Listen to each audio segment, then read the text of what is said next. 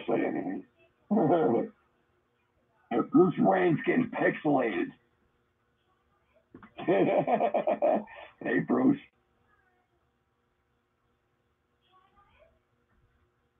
Oh, Phoebe's live. Everybody.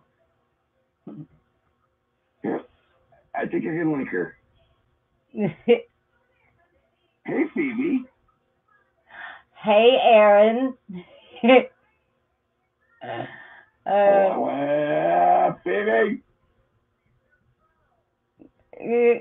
Oh, wait a minute. Where was that? I see, Phoebe. You got my link on too? Wow. We're like doing live streaming then. Yeah, right? Oh, where's my thingamabob? It's about a 5-second delay. Yeah, right? That is fucking cool. Phoebe's on right now. Hold on. Let me turn the X22 airport off. Hold on, Phoebes.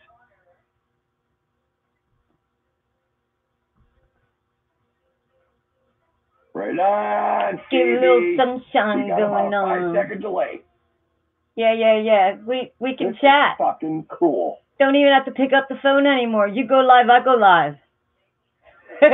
Yep.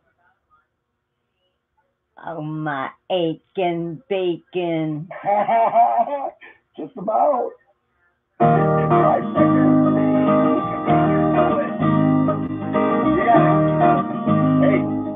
It is a sunny day. I think I should be wearing a yellow cap.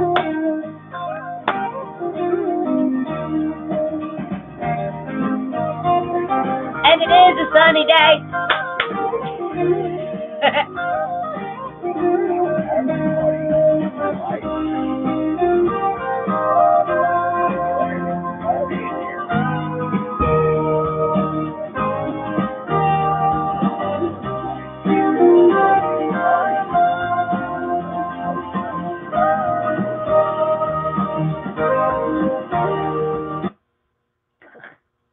I don't like long intros. I'm stinking here. The PB link won't open. What? What do you mean my link won't open? I don't even have an intro. Well, those are approved sounds from Well, that's what we talk about here, Sherry. That's Sherry. Weird. Money, I gotta get from cat to up. Nope, politics, and religion. There we go. Are three of our major topics here. Because everybody here can handle that kind of conversation. No, that's what we're here for. It's a difficult conversation.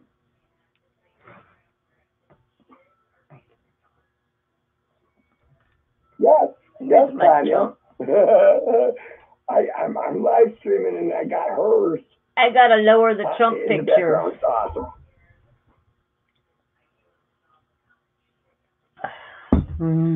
Fresh coffee. Hey, nobody. Froggy. Nope. We got a dual live stream going. That's brilliant. Aaron, Drop's gonna set me up with some silver to do some kind of contest. And it's not like 1 ounce. 5-second delay. It might be like 1/4 ounce, or 1/10 ounces. He's gonna send me some silver to do some kind of giveaway. So I haven't figured out what the giveaway is. Maybe I'll ask a question, and the first one to email me. I don't know.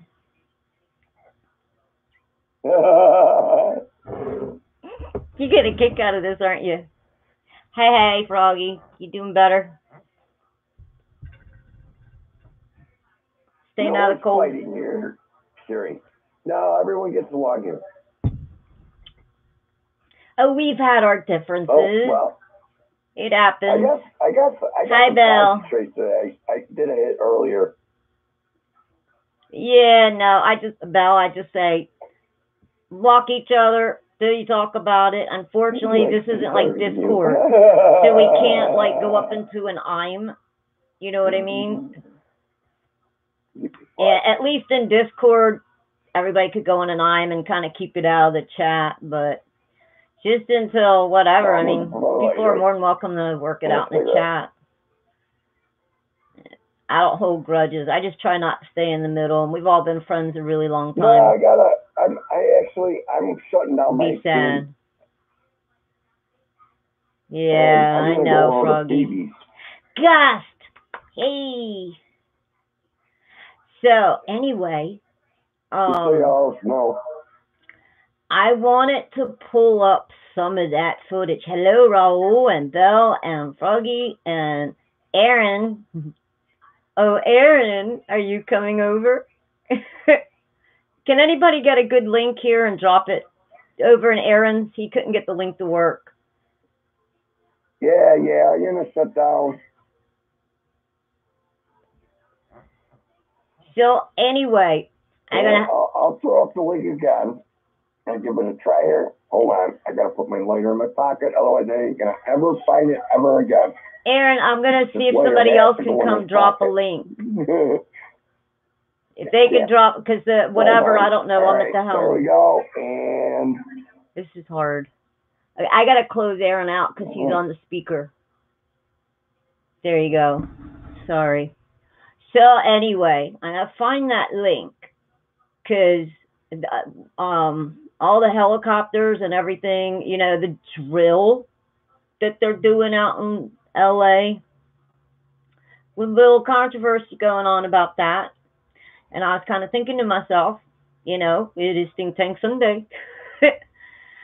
But I'm always thinking, who am I kidding?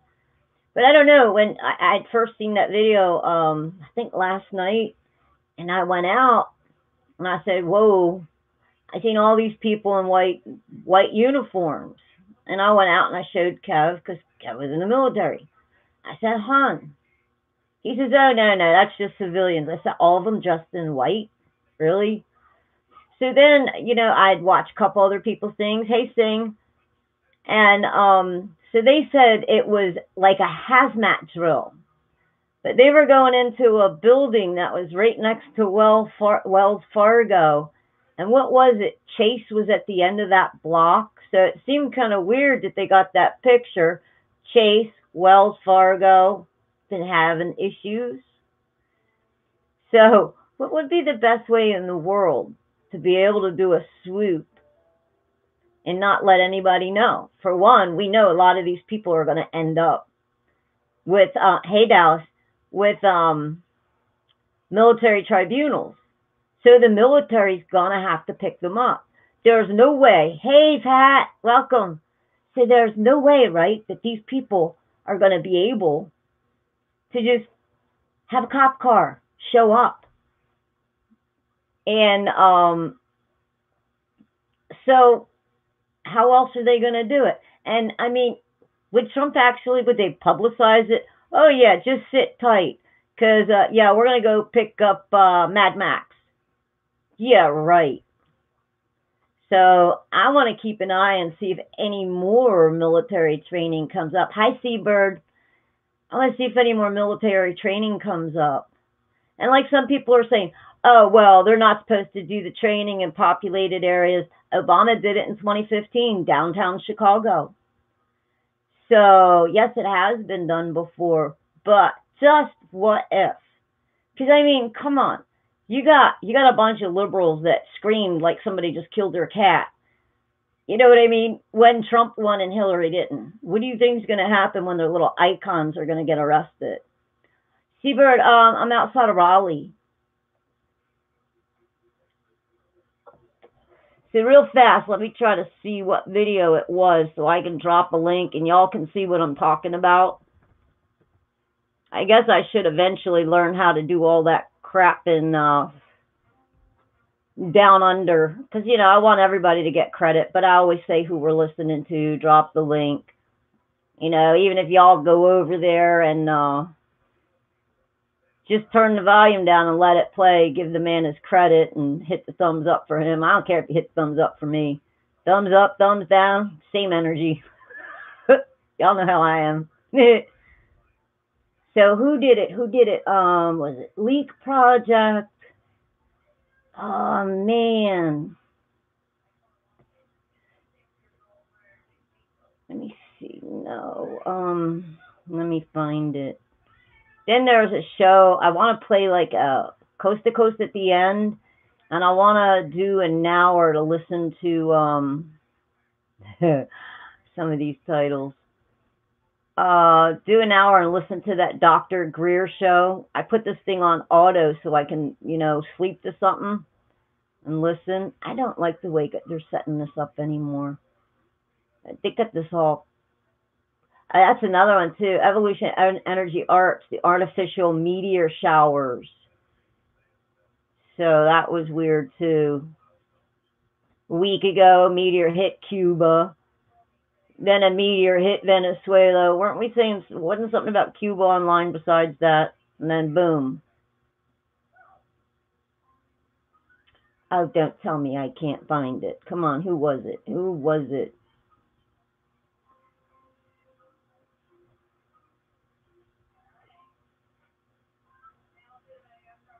Let me see. Should I go? Let me see. Oh, my aching bacon. Sorry, guys. I'm not watching the chat.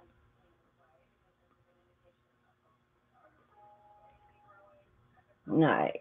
So where do I find where I've been?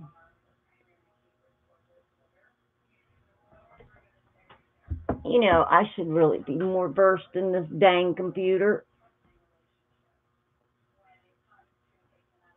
Should be a stinking rotten. Where's my stinking rotten where I've been?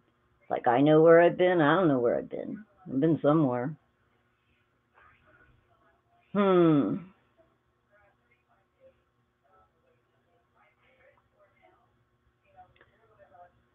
one was that one?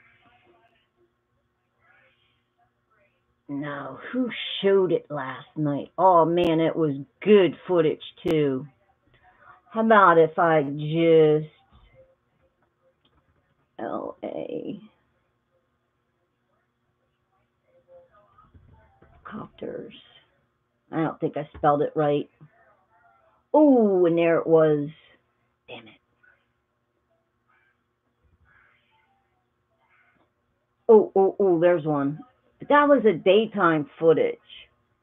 James Munder, let's see what he has on it. Because I want you to see like this one. Good morning, yeah, he's going to have it. So I saw I want to see the footage. About what's going on. And I'll be able to tell you exactly where to go so you can watch it. Personal testimony. I used to live in Downey. I made fresh coffee too. It was right next to the 5 freeway, right next to the 105, right next to the 605 exchange. Once in a while, they would coordinate. They would start off by having police do swerve, and listen to like him. the swerve things. I'm going to grab this link, bring it over to the chat room. Where am I? Here I am. Hey, Tanya. Hey, Jimmy. Okay. So this was James Munder that does the footage on this. And it's about a 12-minute clip.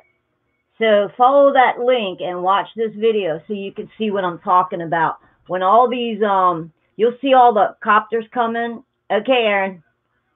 You'll see all the copters going overhead. And then watch the men in white outfits. Now, the only one that I know that wears white is the Navy. However, they said that they were, somebody in a comment said that they were people in hazmat suits, that they were doing a drill for hazmat stuff. Could be anything, biological, whatever. So I'm going to play it. Y'all follow this link. And you got to watch it. This is one of those ones you got to go over to. And they would get the traffic to stop in all directions. And then they would shut down the freeways. They would usually start this around 1. Zero Hedge, this is horrible that you do this. They would usually start getting together around 1. But by 3 a.m., they would shut down all He the used to live there, exchanges, so which that's would what he was mean explaining. any way in and out of LA, if you haven't already got out of LA, would be impossible, because I'm over here at the beach. Now, what I would do is I would take a highway, like 190th, to the 405. And then now if the 405 was blocked in both directions, I didn't see the 405 because I was up at the interchange where the 605, the 5, the 90, like the 90, the 101, it was like a whole bunch of freeways, and they would have these huge military drills with helicopters, and they would shut down all points of the freeway. Now what they're doing downtown, now this wasn't downtown, this was in Downey. Downtown, you would still go north, and then there would be downtown. But I believe they're hitting the big 40 mark or nodes of know. Los Angeles, and they are exercising on these nodes, because these nodes are very important in case of a catastrophe, where key infrastructure, and they also have intel from the phones and from GPS, geospatial, everything that lets them know about these nodes. And what I'm seeing is not just in Los Angeles, but they are hitting these nodes around the United States, making sure they could lock them down in case of an emergency. They're strategic. Let's get into the article, because this article is saying, what the F is going on downtown LA? Army war drills continue across Los Angeles. Helicopters going over my house. Having started on Monday, the U.S. Army continues its war drills across the greater Los Angeles metropolitan area through Saturday, with the goal of enhancing Army Special Forces skills by operating in urban environments. Army Special Operations Command said in a statement. I'm painting my nails.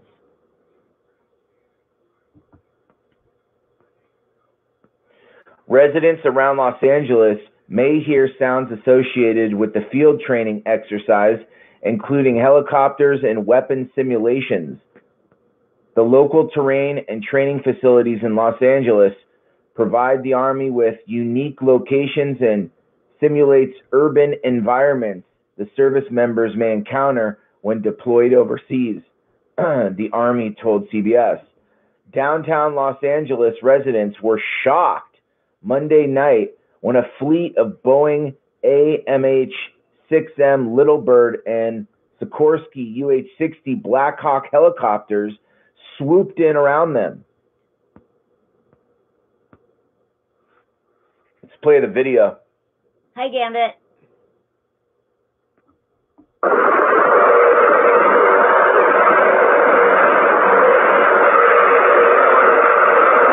Gambit, you're being ornery. Come on, you piece of crap.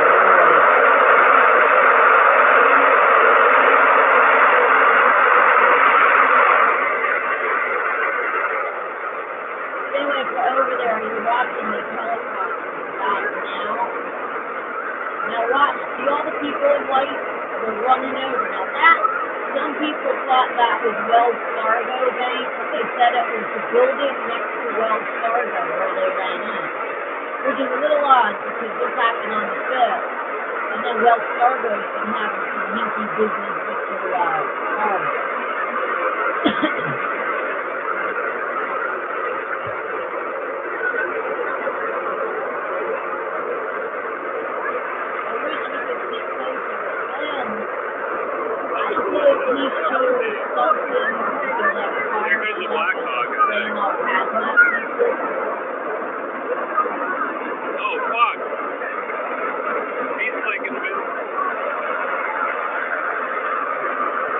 Puppies are going in dark too. I see no light, none on the routers, I think they're called, the rudders, or I don't know.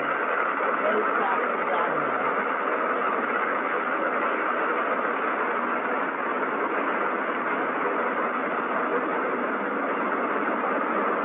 And there, but more white people. Not like you people in white.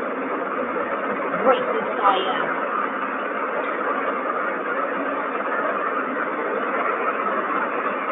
There is another group across the street. That was like two groups. That one counter is just hovering right overhead there. And you'll see a bunch more coming. Now there's some that split off. Those couple there, man, they're dark. No light, no nothing. So that was some pretty exciting, footage that I can share with you all.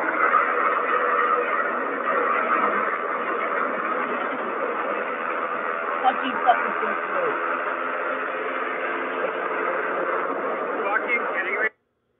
Ooh. WTF is going on downtown Los Angeles. Multiple military helicopters landing on the street. And that was at QAnon. 1000 West Olympic A Boulevard. commercial parking lot across the street from the Regal Cinemas. There's the address. Olympic Boulevard was the epicenter of some intense war simulations Tuesday night. He's going to show you some more footage here. Ooh. They don't have all the usual lights and bells, man. There's about 12 of them. Because I thought they had That's like crazy red, because green. I heard Tuesday night? It was supposed to be the 5th. This was a couple nights ago. I heard a plethora, but they were going down the coast.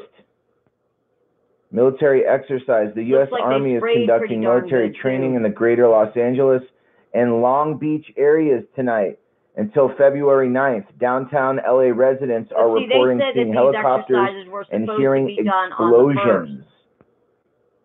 I guess they extended it or something. All right, News Chopper 4 Bravo was overhead as special forces performing. Let's watch the video.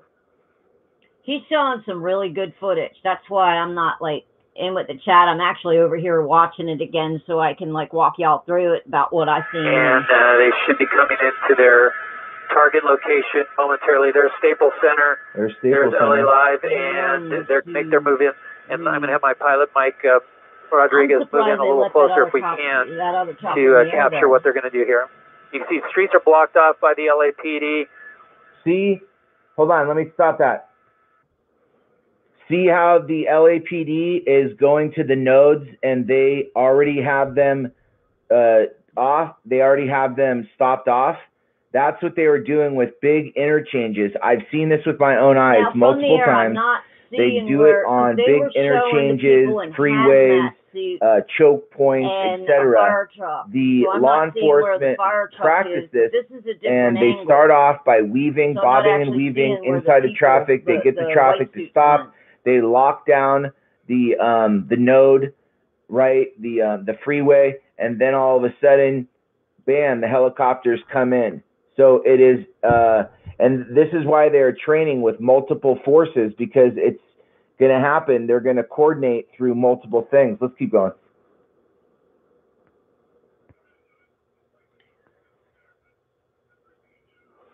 Yeah, and this was NBC. They got like the exclusive, well, this is just this film. Other people might have been up there. Yeah, it's garbage.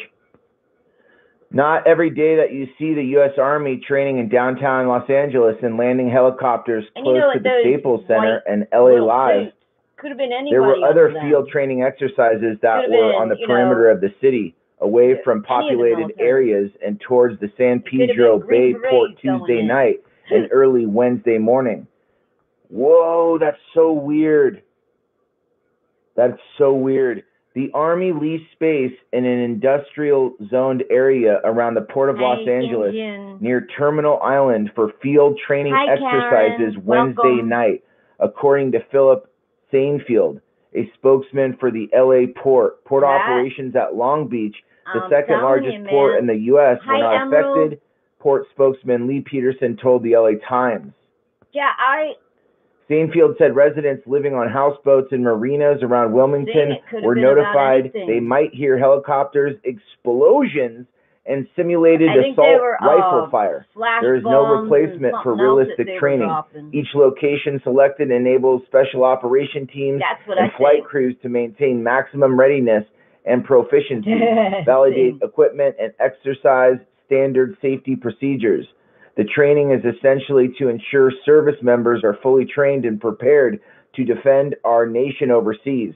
The Army Special Operations Command conducts multiple urban field training exercises around the country, said Lieutenant Colonel Lauren Beimer, spokesman for Command Group. It wouldn't be unheard of to train in Boston or Miami. He said, it takes a lot of planning and coordination to do this safely. Phil. This is not the first time residents of a major metropolitan area across the U.S. have experienced a military exercise. For instance, in 2015, Texas residents prepared for Jade Helm 15, an Army training exercise which took place in multiple states. As to what exactly the Army was preparing for by simulating war drills on the streets of Los Angeles was beyond our comprehension. One thing is obvious. The Army is preparing for more conflict, whether with a foreign adversary or, more troubling, social unrest on the streets of America. Oh, no. Red flag. Puppy, out of here. No. Excuse me, I gotta get the dog out and get some more coffee. Red flag. Keep watching that video.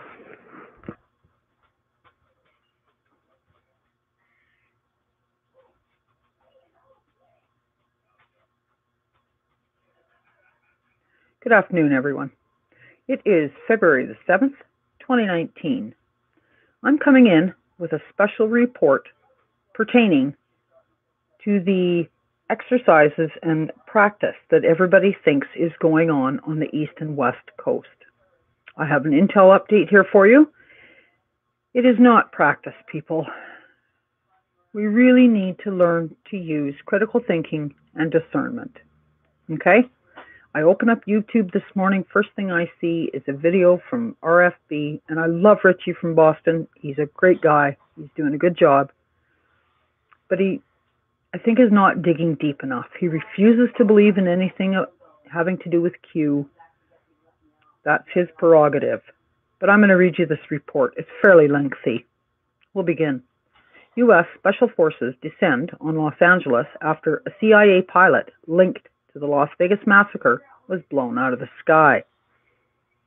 A mainly redacted, of special importance, highly classified, new Foreign Intelligence Service, SVR, report circulating in the Kremlin today confirming the Ministry of Defense assessment that elite U.S. Special Forces have begun high-profile arrest operations in Los Angeles, California. Notes that this urban combat operation was begun within hours after a known CIA deep cover pilot going by the name of Antonio Pastini was blown out of the sky, whose true name is Jordan Isaacson, and whom SVR intelligence analysts had previously identified as being one of the CIA pilots who flew stolen Israeli weapons and ammunition to Nevada, where they ended up in the possession of CIA arms pilot Stephen Paddock, who is reported to have single-handedly carried out the worst massacre in American history on October the 1st, 2017, when it was said he fired more than 1,100 rounds from his suite on the 32nd floor of the Mandalay Bay Hotel in Las Vegas, Nevada, killing 58 people and leaving 851 injured, a feat of marksmanship too preposterous to believe, as no single soldier in any war in history has ever come close to matching such a death toll. I will not play the videos, but I encourage you to come and see these. 4 people were killed when pieces of exploding plane fell upon homes in Yorba Linda, California on February the 4th, 2019. And that also killed CIA arms pilot Jordan Isaacson, who was operating in his deep cover name. Did it go over? I had to let the dog out, and then I gave Kev some. According to this report, 8 days ago, on January 29th, 2019, the specialized... Sorry about that one a little over. But anyway, what I'm thinking, what would be the best way to go ahead? Because all these people, the ones that the indictments that are going to be for treason, they're going to have to be picked up by the military. Now, somewhere I had read in a comment that says that they can't do stuff like this in the cities. But how else? You can't send cop cars. You cannot send cop cars. They're going to, for a military tribunal, they're going to have to pick them up.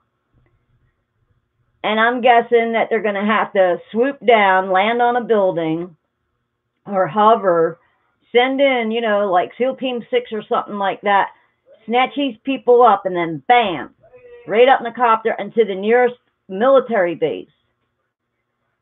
So, but what would be the best way to do that without freaking out the people except saying, you're going to have an exercise, and it all has to be planned. I mean, it's all got to be strategic. So, but it just seemed weird that that footage they were showing, it was at, what was it, Wells Fargo on one side and then Chase on another, because somebody left a comment that, you know, they know the area there. So I don't know, or maybe they're training to do that. But I mean, we're not going to know. And they're not going to be able to tell us because people are going to freak out. I mean, come on, if you've seen people screaming when Trump won, imagine when they arrest their freaking little idols. And they're going to have to go in and do it fast. Bam, bam, bam. I got confidence in our guys, man. Gotta love our military.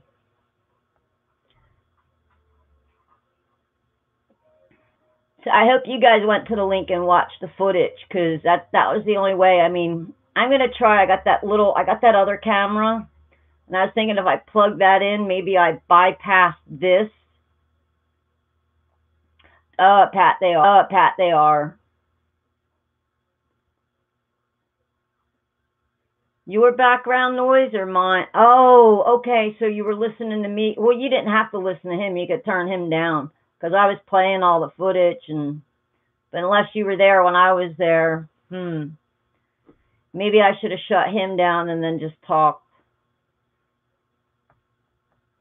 But I don't know. I don't know, man. I mean, if I was, you know, if I was planning all this, that's the way I would do it. Hey, yeah, it's all okay. You're going to hear little things. Maybe those little flash grenades were like gas, like tear gas or something, or little flash bangs when they had to go in to collect somebody. Bam, bam, bam. Maybe that's the bams they were hearing. I don't know. Guys, you guys were in the military.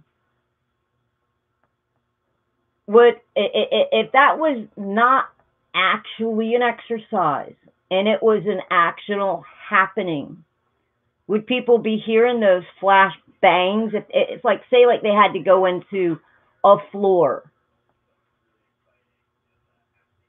I don't know how that would work out. Oh, okay, Bruce, here it is. I'll give it to you. You can watch the actual footage.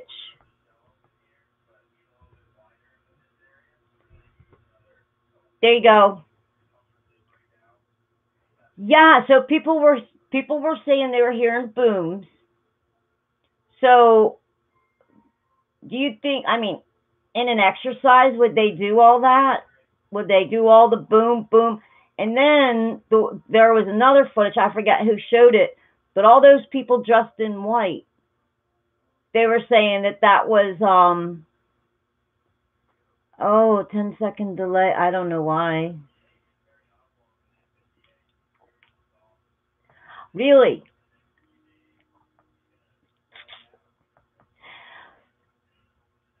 But, I mean, I'm just saying, yeah, you caught on to that, didn't you, Pat? I'm just saying, you know, what if it was the real deal?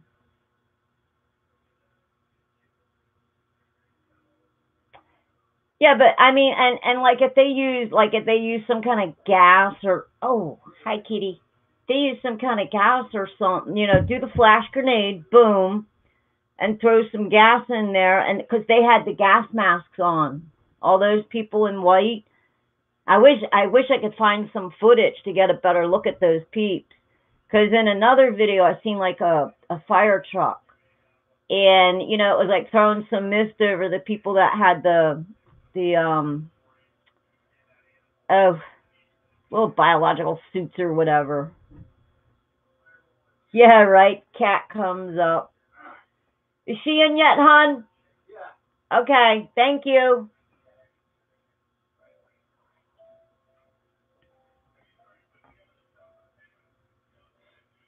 Yeah, but Bruce, people were hearing. Now, I didn't hear any. I didn't hear any of the bangs that the people were talking about, but maybe they didn't use them on that particular. Maybe you had to be down on the street. Maybe it was coming from the building because I could hear just the copters. I would think. I mean, Jimmy, there was the one bank on one side, Wells Fargo, and then I think Chase down on the other side of that one footage. That's what somebody reported. So and it's odd because they've been having issues. They've been having issues with all the credit cards and everything today. Well, yesterday and the day before, I don't know about today. But it seems weird that that was right there, and that would have been on the 5th. And I think Friday they started having issues, Wells Fargo. And then today the report was that in the last 24 hours, I think Chase, a lot of gas stations were unable to do the chip thing. So that's, you know me. I mean, I go out there with thinking, and I'm like, I don't know, man. Let me see. There's a drill. There's where you see those people running in. Now, that wasn't actually Wells Fargo. That was a building next to it. He gave the address. What was that? 1,000 something.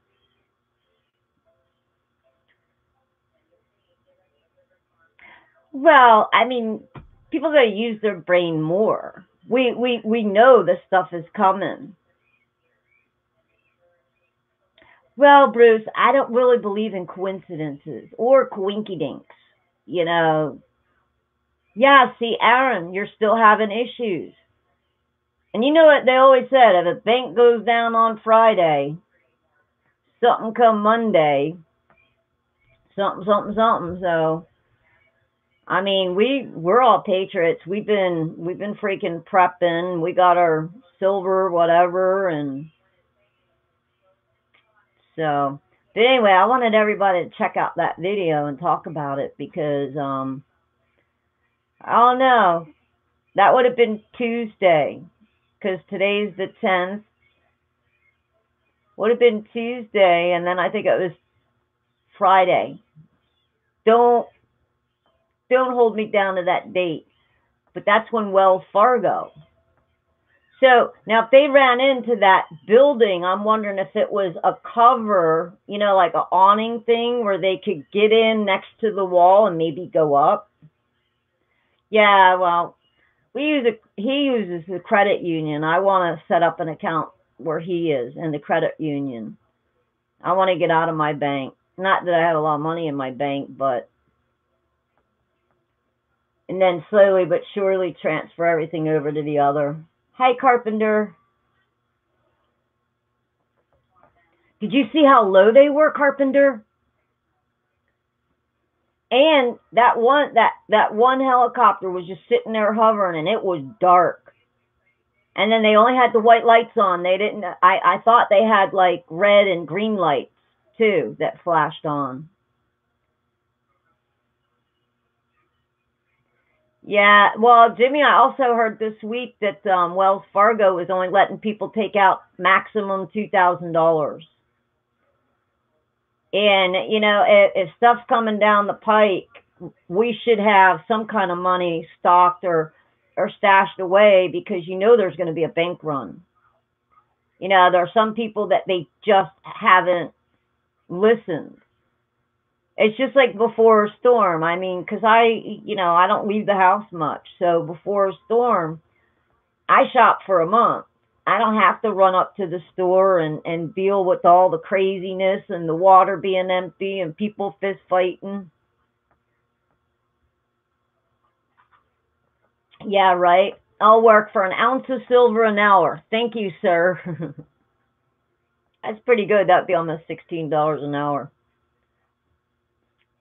Okay, so I can't do this till later because I have the little young guy that does that does the weather. He changed his name. I think he's like the Weather Kid or something now.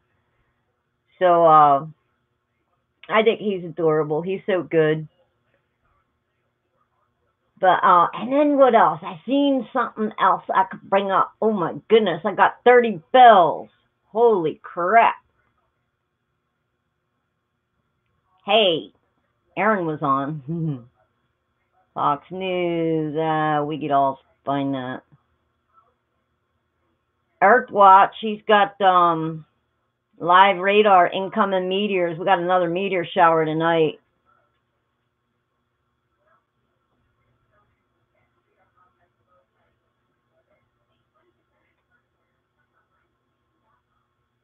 Let me find something to listen to.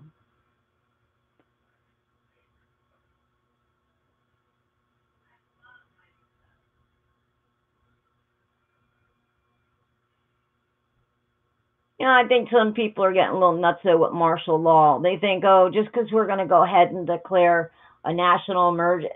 You know, Obama did a national emergency 2009, H1N1. Trump can say over the border that all these measles cases, see, measles is a rarity. That Marfugel had that nurse call in. Matter of fact, I should probably try to find that, because let's find that. Real fast. Let me try to find that, and then you can hear this woman in 25 years.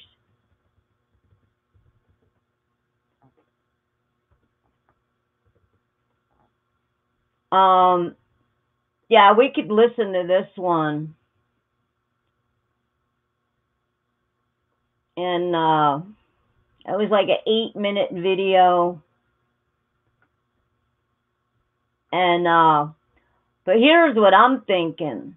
Where all these measles outbreaks are now, and here's another thing. The measles outbreaks. Any of these little outbreaks that are coming up, because they're, I think Washington just declared state of emergency. So, due to measles.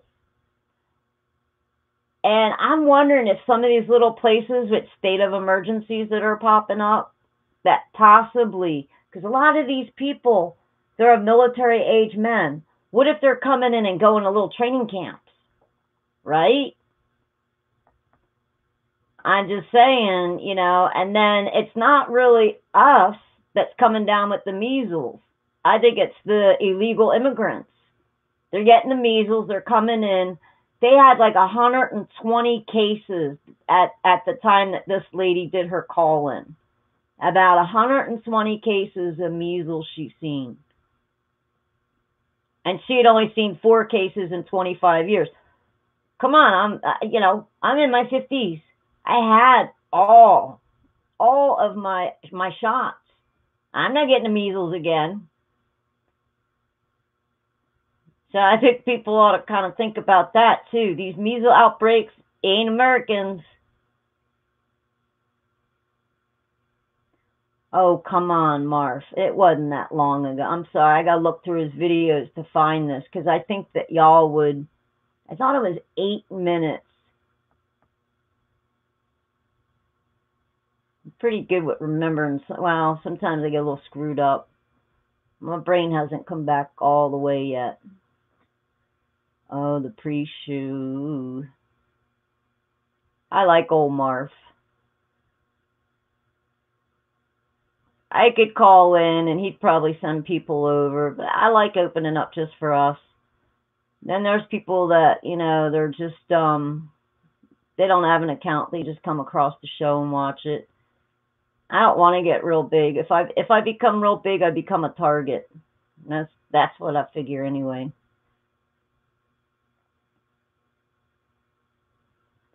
All right, I think this is around. Come on. Dang it, dang it, dang it. No, it was before the moon.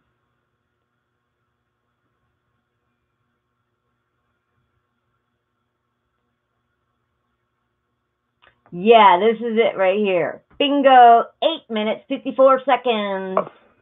Yay. Yeah, something that hasn't even been released yet, but they're going to be warning people about. Yeah, it's released at the hospitals as far as it'll be posted at hospitals, but a lot of people don't pay attention to it. What's up, you guys? It's Adam, aka Mark, and this is Mark Google News. Now, the call I'm about to play for you is about 6 minutes long, and it is not to be missed. In fact, everyone should be sharing this. The call was from a doctor in California that is telling us about an outbreak before the CDC. Once you hear this call, you will double think going to the ER anywhere in the country. This was on... And if you do, unfortunately, have to go, you might want to prepare yourself. January 11th. Take a listen. Show. I don't often catch his live shows, but like I sometimes catch them in the morning. Hello, you are live on Mark Google TV. Hi, how are you? Good. What's your name and where are you from? My name is Sam. I'm an ER physician in California. Okay, and what would you like to talk about tonight? Well, actually, I just wanted to let some of your viewers know because I hope to get to meet of mine listens to you quite a bit.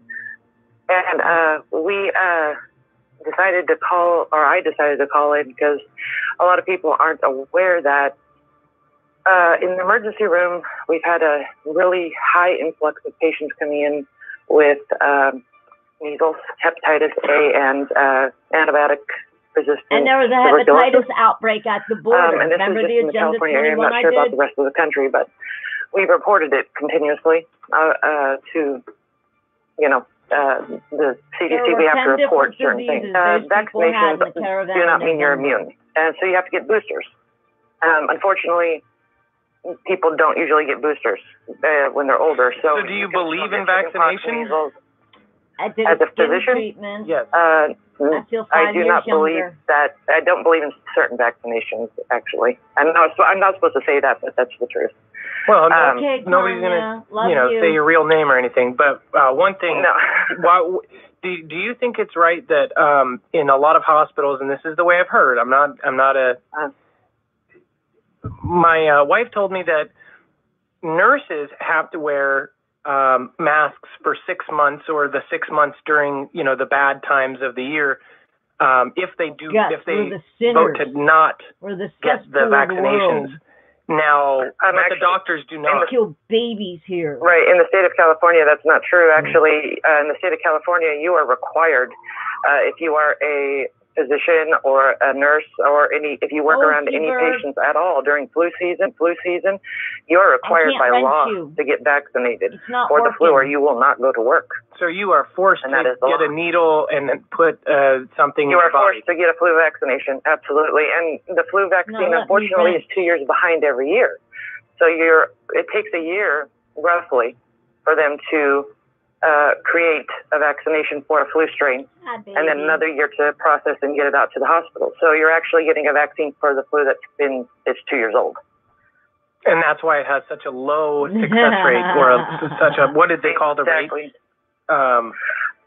Effectiveness or effective rate? With the tennis ball shooter. Yeah, the strain of the flu that's out this year, that's actually, we're getting pounded pretty hard by the flu this year, is not a typical flu. It's actually, there's a difference between flu and influenza. Man. I'm going to drown. And we're seeing a high surge in influenza, which there is no vaccine for. Which I don't know what's up there. Flu vaccines really aren't effective. The other week, it's just something that you're coming up.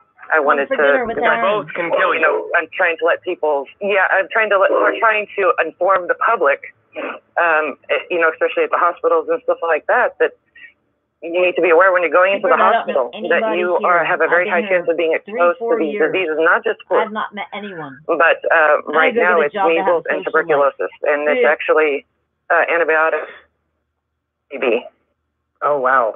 Okay, that's really bad. And it should be out in the next couple of weeks. As far as the CDC should be reporting in the next couple of weeks. It's just something we're trying to get out to the public. Like I said, a colleague of mine listens to you regularly, and it was something we thought, well, hey, maybe we could reach a couple of people that way, because people don't always listen when you tell them when you go to the hospital. Okay, so so basically you are telling us something that hasn't even been released yet, but they're going to be warning people about. That's too far, Seabird. Yeah, it's released at the hospitals as far as they're, it'll be posted at hospitals, but a lot of people don't pay attention to it. When you go in, you see a sign on the wall when you go into the ER telling you to wash your hands or whatnot. But and when, for example, when they had the Ebola outbreak a few years ago, you had to report to your doctor or the physician that you had been to a country that would have been, you could have been exposed to Ebola. The same situation applies here. Yeah. Now, with the, do you see physicians and nurses also getting these sicknesses? Oh, not at where I work personally right now, not yet. Not yet.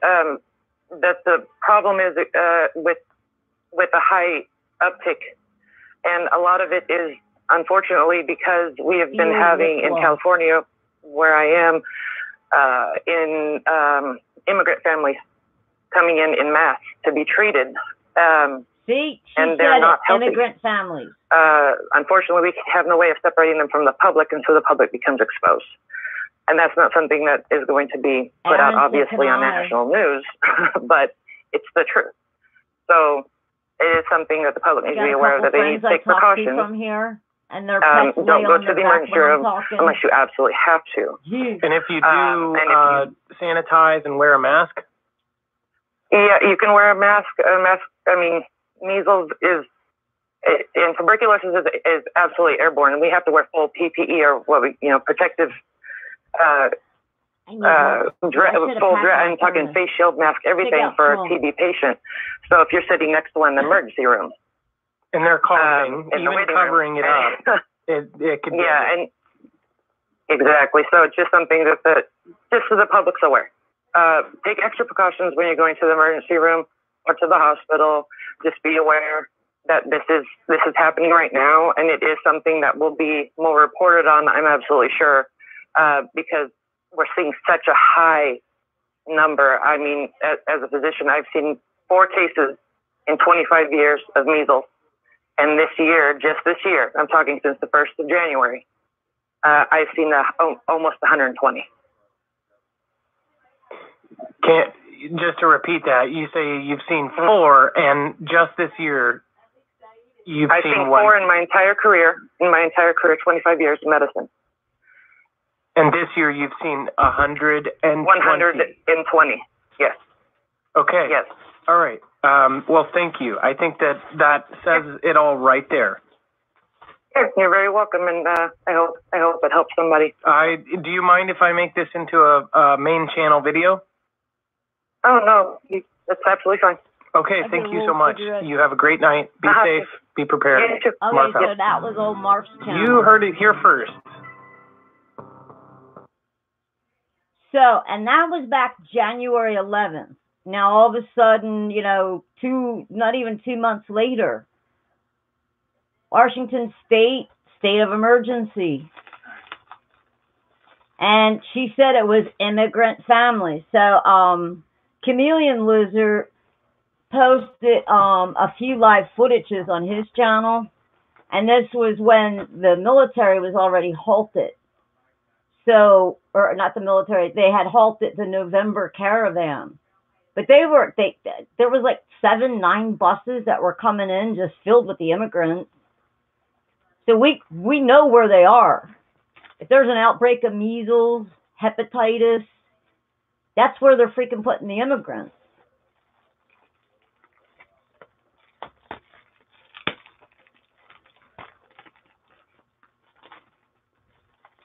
Running with them. Yes, Bruce, can't go anywhere in North Carolina. I won't go to a hotel. As bad as I want to freaking just get away for the weekend, I'd rather go to a campground with a sleeping bag. Yep, and the TB, that was, well, they didn't say about the bed bug. I think they might have said lice. There was 10 different diseases when these people, and we'd go all the way back into November and check that out. But when they got to the border, and I still say, They lost 3,000 people. And there were little medical setups along the way. I think when people were just a little exhausted, maybe they said, oh, let's just give you a shot, you know, blah, blah, blah.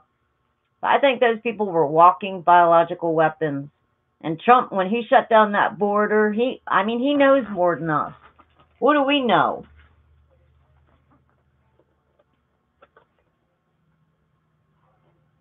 Oh, Seabird, was that the future Navy map? I seen the United States just totally split more towards the East Coast, but there was water going all the way up into Canada. The East Coast was gone. I still want that property in West Virginia.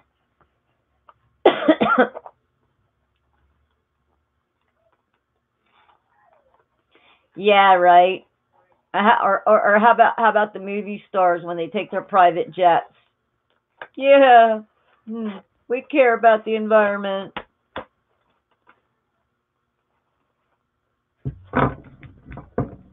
Yeah. So.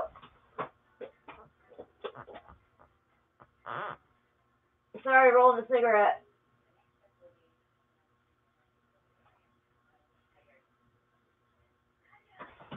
I was only late getting on because Aaron wouldn't hand me the towel. I took the speaker in the bathroom when I took my shower. I could hear Aaron just going, and he's talking and talking, and I was like, hey, hand me a towel. And I was like, wait a minute, it was just a speaker in there. That's why I came back here and I said, hey, hand me a towel.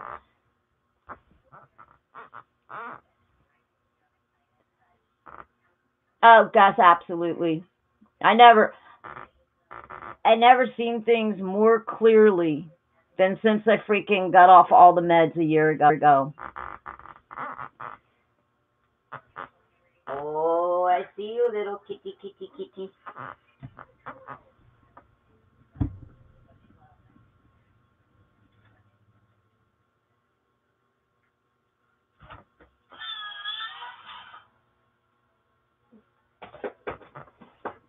That's how fast my roller rolls.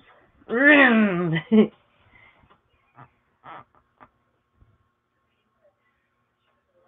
hi, Dennis. Actually, I heard it was out there in Africa, Zimbabwe. They were trying to stop it right before it got to one of the really big cities out there. Is that the one you're talking about, Dennis?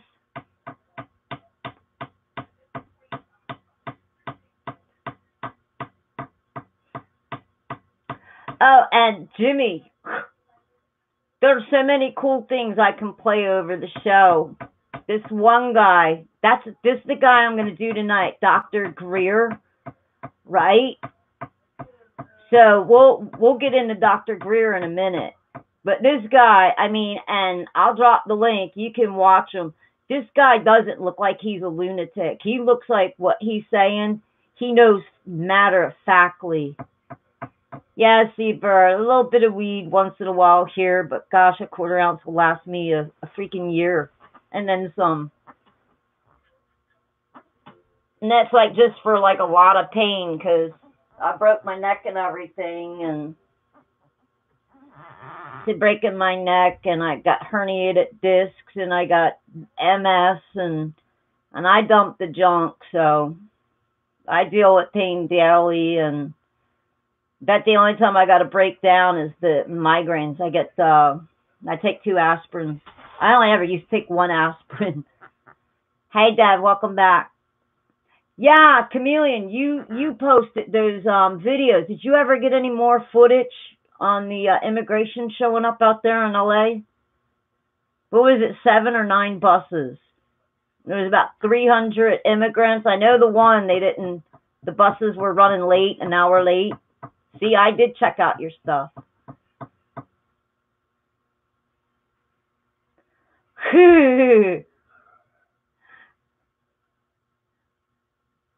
Wrap it up, Jimmy.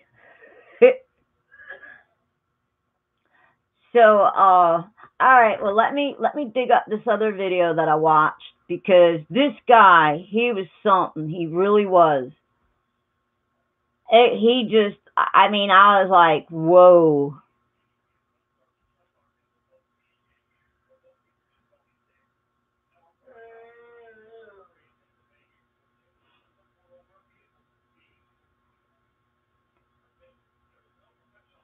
Here he is, Dr. Stephen Greer. And this is November 21st, 2015. Okay, I would like to welcome all of you to this special presentation on the You guys are going to have to say when on this one, because he's like 4 hours. And this is going to be a presentation 4 hours in length. We will take a break at about the halfway point, maybe about an hour and 45 minutes in, 2 hours. And I'd like to just thank all of you for coming. Keeper. Well, you could stop by anytime. I'll the country. Get a pen and a pencil. From Chicago, New York, all over, and I want to appreciate. Okay, yeah, I'm afraid to put my number in here because I'm having issues with my control. I'd also like to welcome all the folks online. There's several thousand people. Anyway, this guy, you gotta listen to this shit. You'll be like, whoa. Extend a welcome to them. A big shout out to them for coming. Thank you. You're here in virtual reality, huh? Can you hear him good?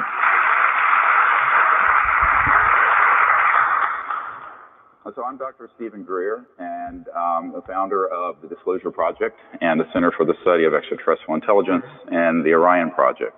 Those are all now sort of amalgamated under SeriousDisclosure.com if you want to go and see what all the projects are doing at any time. And we're going to be doing this presentation, which is going to be part of a series. I really want to thank the people who've supported me all these years in getting this far. There's some folks who are volunteers out front who've been on many expeditions with me out under the stars, and people all over the world. My mentors in the national security state, who without them I would have never had a Sherpa to figure out how this whole system works. You're going to learn things tonight, today, that the President of the United States doesn't know. I will assure you of that. I will give you my assurance that it's true. It is also true that without some very special person, and her name is Emily, my wife of 36 years, we wouldn't be here. So a big thank you to Emily. She set this up. And really and truly, if Emily had not supported me all these years, there aren't many Jewish doctors, daughters, wives, who will be happy with their husband leaving a career in emergency medicine to be doing this for virtually nothing for 25 years. And that's when we started this project 25 years ago. So she's an amazing person, and without her, we would have never, ever gotten this far. She's really been the indispensable person that nobody knows about. I want to acknowledge her. So thank you, Emily. Love you. Yeah, I'm probably only gonna do an hour. So the other thing I'd like to do is just some housekeeping things. Again, no cell phones, and then please. Tomorrow night we'll do an hour. We'll stretch if it there are out. any children who are on the webinar, I know this sounds strange. We're going to go through some things that are disturbing, and I would say parental discretion is advised. There were issues here, for that reason. I usually would not say that, but we are today, and I need to say it. And the first thing I want to go through is sort of an architecture of what the deep national security state is. Because this is something that when I started out in 1990, I didn't think could possibly be true. And in fact, when I was meeting with the French government officials a few years ago here in Washington and then out at our farm in Virginia, I got a phone call from an Air Force intelligence guy and a liaison to the French president at that time, Nicolas Sarkozy, who said, "This is fantastic and terrible." And he didn't know if he quite believed it. And I said, well, come to Washington and I'll let you meet with some folks who are in the deep national security state who will confirm everything I'm about to tell you. So they came to Washington. And we had a meeting, and I began to explain to them that there are two governments. There's the government of we the people, that Thomas Jefferson spoke of, that we have elected, and those who have been appointed. And since World War II, there has evolved a monster, which you're going to hear about, which desperately needs to be put on a leash and eventually Is it getting to be a full moon? and that is the deep national security state of unacknowledged special access projects. Now, this is a term most people are not familiar with, and most of you, if you're anyone here from DC, raise your hand if you're a DC person. You probably have heard of TSSCI, Top Secret Special Compartmented Intelligence. A top secret clearance are like 985,000 people who have them. It's, you know, that $1.50 will get you on the metro. So those are not unusual. What's unusual are the projects I'm about to talk to you about. Absolutely. And these unacknowledged special access projects are projects that have not been supervised by the president or the Congress in an appropriate way since 1956, at least 1956. And this is a key date for you to keep in mind. I was 1 year old, so I couldn't do anything about that. Most of us here weren't of an age where we could have done anything about that disaster. But we're going to talk about how that evolved and how an unacknowledged special access project really operates. The very first thing you need to understand is that it developed as a consequence of the extraordinary secrecy around the UFO issue. And if you doubt it, it goes all the way back to 1945. Now, I'm going to go through some documents. The one that's up here is one that we acquired and released. It's now the #1 viewed document on the FBI site, this one. But before I get to that, I want to talk about what happened in the 1940s in World War II. So most of you know we had President Franklin Delano Roosevelt. And there were events going on in Europe and also in the Pacific, but mainly in Europe, where there were these things called Foo Fighters.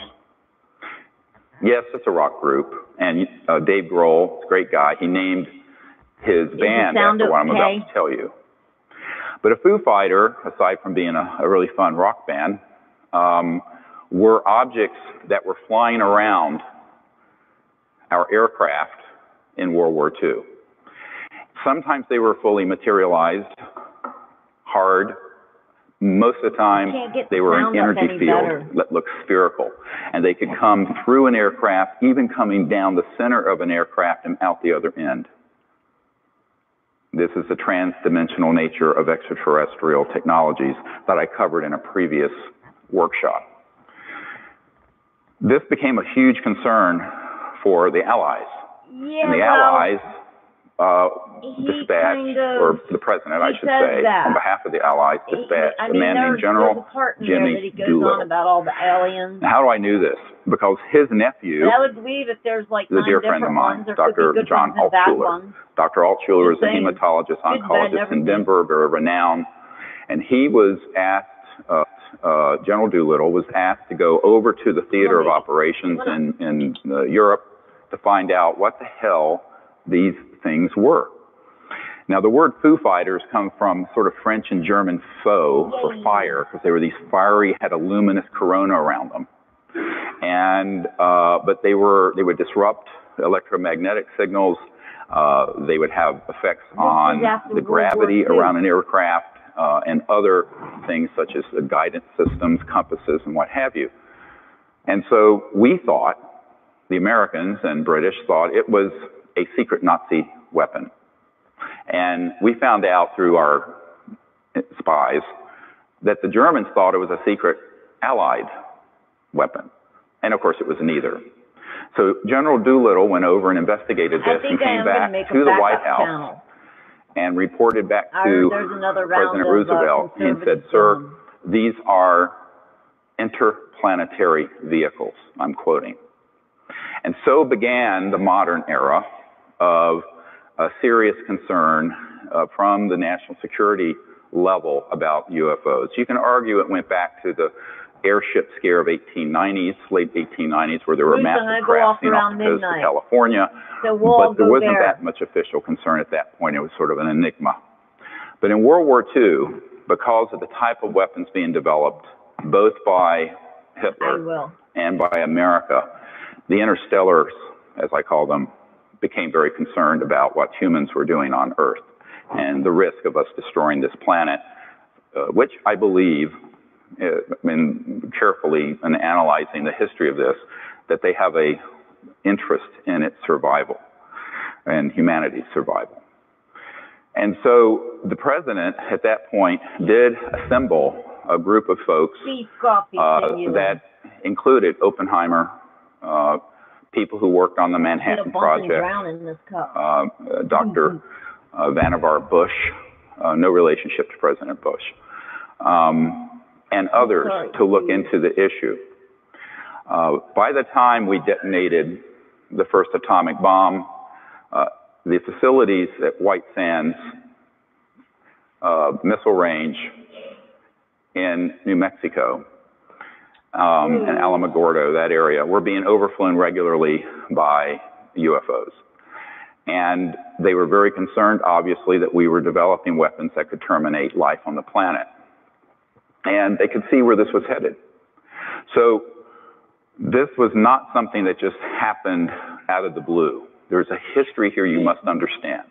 In the early days, and I'm talking now from the early mid-1940s until 1956, there was a reasonable level of constitutional oversight by key members of Congress, senior people in the administrations, and the President of the United States. Fair. I can't give her a wrench. Everything changed in 1956. Everybody lost their wrenches when the other week. We had the only nuclear, actually technically it's an atomic bomb squadron and not a thermonuclear one that was developed later. Everybody know the difference between atomic and thermonuclear?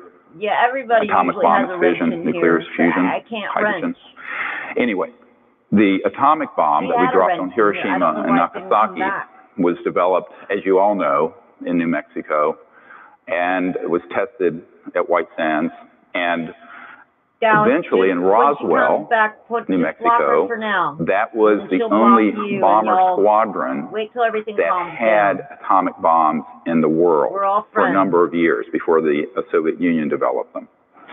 And in 1947, there were 2 or 3, I have intelligence recently that indicates there were 3 so-called flying saucers, discs, flying by and doing surveillance of the 509th Bomber Squadron, which was the only atomic bomb squadron in the world. Well, Dallas, that right there is going to keep it going. They switched on, leave it alone, buddy. Leave it alone. An alleged radar system. Read this document carefully. Now, this, I know it's hard for you to see the original. It's dated 1950. It was to J. Edgar Hoover. J. Edgar Hoover building's right near here. You got all those and an Air Force source stated that there were 3 flying saucers recovered in New Mexico. They're described as circular in shape with raised centers, 50 feet in diameter. Each one was occupied by 3 bodies of human shape, but only 3 feet tall. They're actually about 39 inches tall. In metallic cloth, very fine texture, etc. And it says that the saucers were found in New Mexico due to the fact that the government has a very high-powered radar set up in that area, and it's believed the radar interferes with the controlling mechanism of the saucers. This is a little bit anthropocentric and childish because if you can go interstellar, you can handle a radar system. What actually happened is that those radar domes had a scalar longitudinal electromagnetic weapon, which is another whole classification of electromagnetic warfare systems that we'll get into later. But suffice it to say, it was an early scalar Star Wars hit. And when they switched that on, at least 2 of these discs collided. One went down northwest of Roswell, the other one continued and was more intact and was impacted near Socorro, New Mexico. And that's where they actually retrieved the bodies. The ones that was just north of Roswell was obliterated into little teeny pieces, tiny little pieces. Where they did retrieve, and we have Disclosure Project witnesses who have testified to this, who have personally seen what looks like almost hieroglyphic writing on some of the little parts that were retrieved. And I know I've seen these, and it's very interesting because it's reminiscent of the ancient Egyptian hieroglyphics, but not quite the same. But you wonder where the pyramids came from. It's a think tank. So that event we should be listening to shows was an early hit. The now, there are some reports of others, but that's the most documented one. This document from the FBI is significant because obviously 3 years later, you had one branch of the government trying to find out what the other top secret branch of the government was doing. We're in and out of them. You can tell by the tone of it. I made inquiries through here and there. So it's a bunch of skullduggery that happens between agencies and competition. And there's always been competition between FBI, CIA, Air Force intelligence, et cetera, and so on. And this happens not just with the United States, it also happens between allies and alliances. For example, the next document, if you can pull this up, this is one of the most important documents. And by the way, after I briefed the CIA director about all this stuff, the sitting CIA director for President Clinton, which we'll get into in a moment, I got a cache of several thousand of these documents, about 5,000 of them. And they're in my vault. I don't know what to do with them. If we presented what was in them, it would take us from now until 2017. But let me just say that this document was accidentally released by the Canadian government. And if you look at the date on it, 1950, November 21st. How ironic. This is the 65th anniversary of the writing of this document by Wilbur Smith, who had a top secret clearance, and he was tasked by the Canadian government to find out what the Americans were doing. And if you look at page 2, if you go down to page 2 of this, you're going to see just a brief summary, which I think there's a whole lot of detail in the document. This is on our website now. You can look it up. Many of you may have seen this one already, but the reason I want to present it is the importance of the document. And it says, the matter is the most highly classified subject in the United States government, rating higher than the H-bomb. Think about that. The H-bomb wasn't detonated until 1952. It was the ultimate doomsday weapon. This project, dealing with UFOs and interstellar technologies, was more highly classified than the H-bomb. Or it gets the hose again. B, flying saucers exist, period. Their modus operandi is unknown, but a concentrated effort is being made by a small group headed by Dr. Vannevar Bush, who also worked with Edward Teller, Oppenheimer, and others. And 4, the entire matter is considered by the United States authorities to be of tremendous significance. I have a whole dossier that a Canadian put together of the Wilbur Smith investigations on behalf of the Canadian government to find out what in the hell the Americans were doing with these extraterrestrial vehicles. It's a fascinating case. Now, the reason this is so important is that it acknowledges several things: that they exist, that it's the most secret issue in the U.S. government, exceeding the secrecy of the H-bomb, and that a group had been put together to study how they operate. I just seen a pop-up. Well, they were studying material recovered from one or more interstellar crashes that were the result of using these scalar longitudinal electromagnetic systems, which Tesla had worked on and others had worked on in the early part of the 20th century. Keep in mind that by the early 1900s, there had been experiments done on not only scalar and electromagnetics, that longitudinal systems, which are, just to put it in a simple layman's term, the light in this room that we're looking at, it has a wave function and a particle function. It goes 186,000 miles a second. A scalar longitudinal system there's no wave. It's boom, and it's a point, and it's multiples of the speed of light. And so once you understand how these operate, and I have folks at the Naval Research Labs here in Washington who have done communication systems developed based on pulsed scalar systems that are multiple of the speed of light.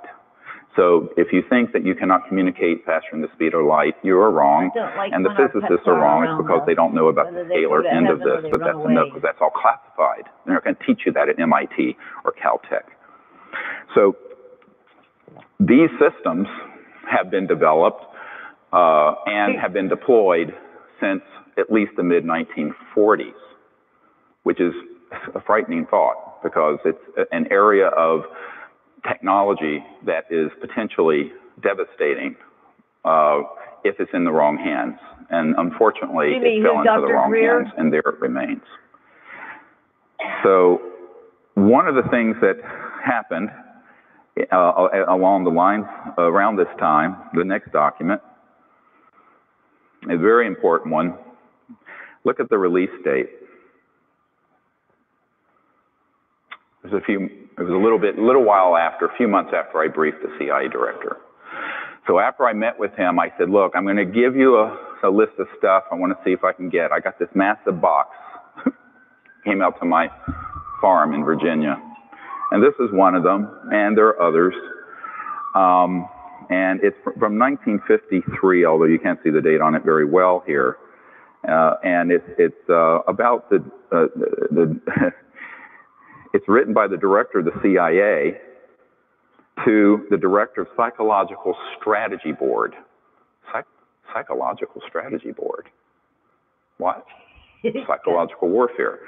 And it says, you can read it, I'm transmitting to the National Security Council a proposal, tab B-A, which we don't have, which is That's right, Con. concluded that the problems connected to UFOs appear to have implications for psychological warfare as well as for intelligence and operations. And then there's another tab, B, which has the background. I'd love to see that one. I suggest that we discuss in an early board meeting the possible offensive or defensive utilization of these phenomena for psychological warfare purposes. We're strong. Remember this document 4 hours from now. Because basically what they concluded was they needed to do a few things. They wanted to be able to set up a deception around the subject and put out false information, use it as a cover story for classified aerospace research. So oftentimes there will be something that happens and it will look like a UFO, and it's actually a Northrop Grumman. My uncle's company was Northrop Grumman. He worked on the thing that landed on the moon, the lunar module. Or Lockheed Martin Skunk Works or some other aerospace entity, and it will be 100% man-made, and the public will say, oh my God, it's a UFO. Be right back. And they'll not correct them. Check out There's no correction forthcoming. They want you to believe it's a UFO. Why? Because it provides a cover for classified research with technologies that, if they were allowed to come out, would terminate the oil and gas and coal industry. They're using zero-point energy and gravity control.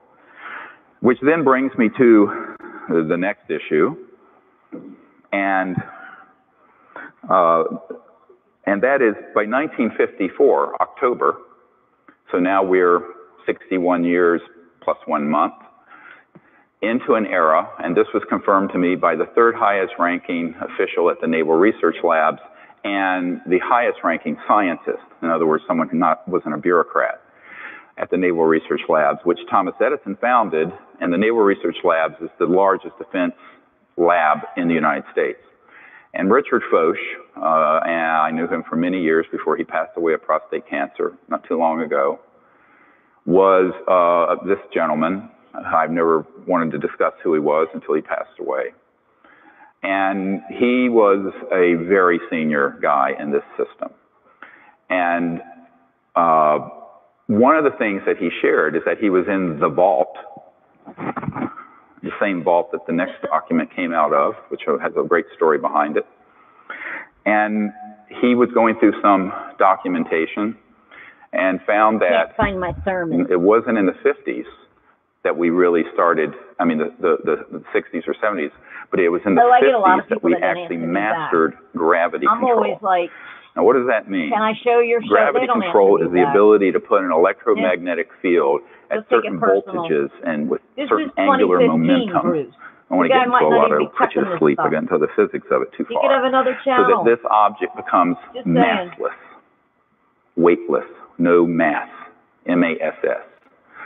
So the mass component, and this has to do with angular momentum and things of this sort, of the subatomic particles, can make this object so light that it has no mass, which means if you look at your physics equations, y'all need to pick up some mason jars. Velocity is inversely proportional to mass. Go look it up. So if mass becomes zero, velocity can go to infinity in a given amount of energy, which means you can move into another dimension. It doesn't go to infinity. You go trans-dimensional. We'll talk about this some more later. And this began to be experimented with in the 1920s. A guy named T. Townsend Brown developed a system using crystalline structures and very high voltages going into an object so that an object would begin to levitate. Marcel Vogel, one of the chief engineer scientists for IBM in North Carolina on the Reynolds estate, did the same thing in the 60s and 70s. One of the members of my team and one of our disclosure project witnesses worked with Marcel Vogel doing this with crystalline structures. And it can be crystals, but it can also be nanocrystalline materials such as metallic. So, as you know, most metals and rocks are crystal. Actually, water is crystalline. We're crystalline. So you can put this system around almost anything, and it will begin to become increasingly massless. Now, it doesn't have to be zero mass. Maybe it's 0.1 mass. So it's still materialized. You see it. But it means, man, can you accelerate this thing? So it means you can, instead of going like the space shuttle at 25,000 miles an hour, you can go at several million miles per hour and take a right turn. And there's no deceleration effect because everyone on board is corrected for 1g. So this is what they began, 1g gravitational force.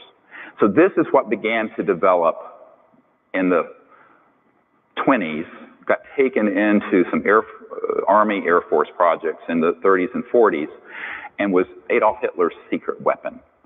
Adolf Hitler, they weren't making the progress on the atomic bomb that we were, but they had almost perfected gravity control by the time World War II ended. Now, one of the things that the OSS did, the Office of the Special Services, which became the CIA after World War II, they had something, you can look this up, called Operation Paperclip. And Operation Paperclip, a whole book was written on it not too long ago, about how they would put a paperclip on the file of the Nazis that we didn't want to go to Nuremberg and execute, but whose knowledge was so great that we wanted them as part of our program. We wanted what they knew. So one of these guys is a guy named Wernher von Braun, who, of course, invented the rocket, the V-2 rocket for Adolf Hitler. Hermann Oberth. These were all the giants of rocketry and aerospace for Adolf Hitler. They became the foundation of, brought in by the CIA, what became the CIA, of our space program in the 1940s and 50s, which is how we leapt ahead of the Soviet Union, because we took all those people first, ahead of the Soviet Union. Interesting bit of history. You don't read this many places. But a lot of what I'm telling you is in conventional history books, not the UFO part. That's been sanitized out. That's forbidden knowledge. So as a result, by the time we had those guys and the experimentation that had been done by T. Townsend Brown, whose work became a part of a corporation called the RAND Corporation, which still exists, a huge think tank, we really had something going. You add to this the study of material and electronics retrieved from interstellar vehicles that were shot down. So a lot of people say, oh, well, the things we have, are they all just reverse engineered from interstellar ET? I said, no. You got to get kitty sick. The laws of the universe are universal. They breed. Then they get sick. And the mind of man, just like the man of an ET, can unravel the mysteries of the universe. And so it has come to pass. But if you way too many of them we're not starting at zero, when we retrieve the objects that were interstellar. We were starting with decades of research in classified electronics, electromagnetic fields, anti-gravity, scalar systems, et cetera, and so on, that had been going on since the time of Nikola Tesla, the true genius of the 20th century, not Albert Einstein, by the way. So, who is a minor luminary compared to Tesla. And, sorry, Einstein fans, it's true. By the way, that's why when Nikola Tesla died, the FBI swooped into his apartment and confiscated all of his secret papers. And how do I know this? I have a document from the Department of Defense demanding that the FBI turn them over and names them for what they are, the secret papers of Nikola Tesla. This is not an urban myth. I have that document. It came in this cache of documents I'm talking about. So when you have all of that knowledge, it's then augmented, increased, potentiated by the study of, as the Wilbur-Smith document says, the material that was interstellar. Because you need specialized materials. You need control systems. You need integrated circuits, which we did not have in the 40s, which came from this. You need fiber optics. You need all kinds of stuff. So some of the technologies, and this is where Colonel Corso, who worked on these projects tangentially, is correct.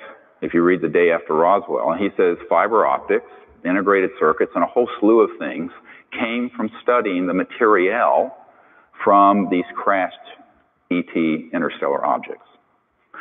So you had the biggest and most top secret, most well-funded project in the history of the United States going on. Nobody knew about it. It's completely sub rosa. It was more secret than the hydrogen bomb. And so between 1945 and 1954, the brain power of those Nazi aerospace folks like Wernher von Braun and Hermann Oberth, the work of T. Townsend Brown and others, Edward Teller, some of the brightest and most ingenious people in the world, bent their attention primarily not to the hydrogen bomb, but to gravity control and how are these interstellar visitors getting here? Because that would then be the ultimate edge, wouldn't it, in the technological arms race.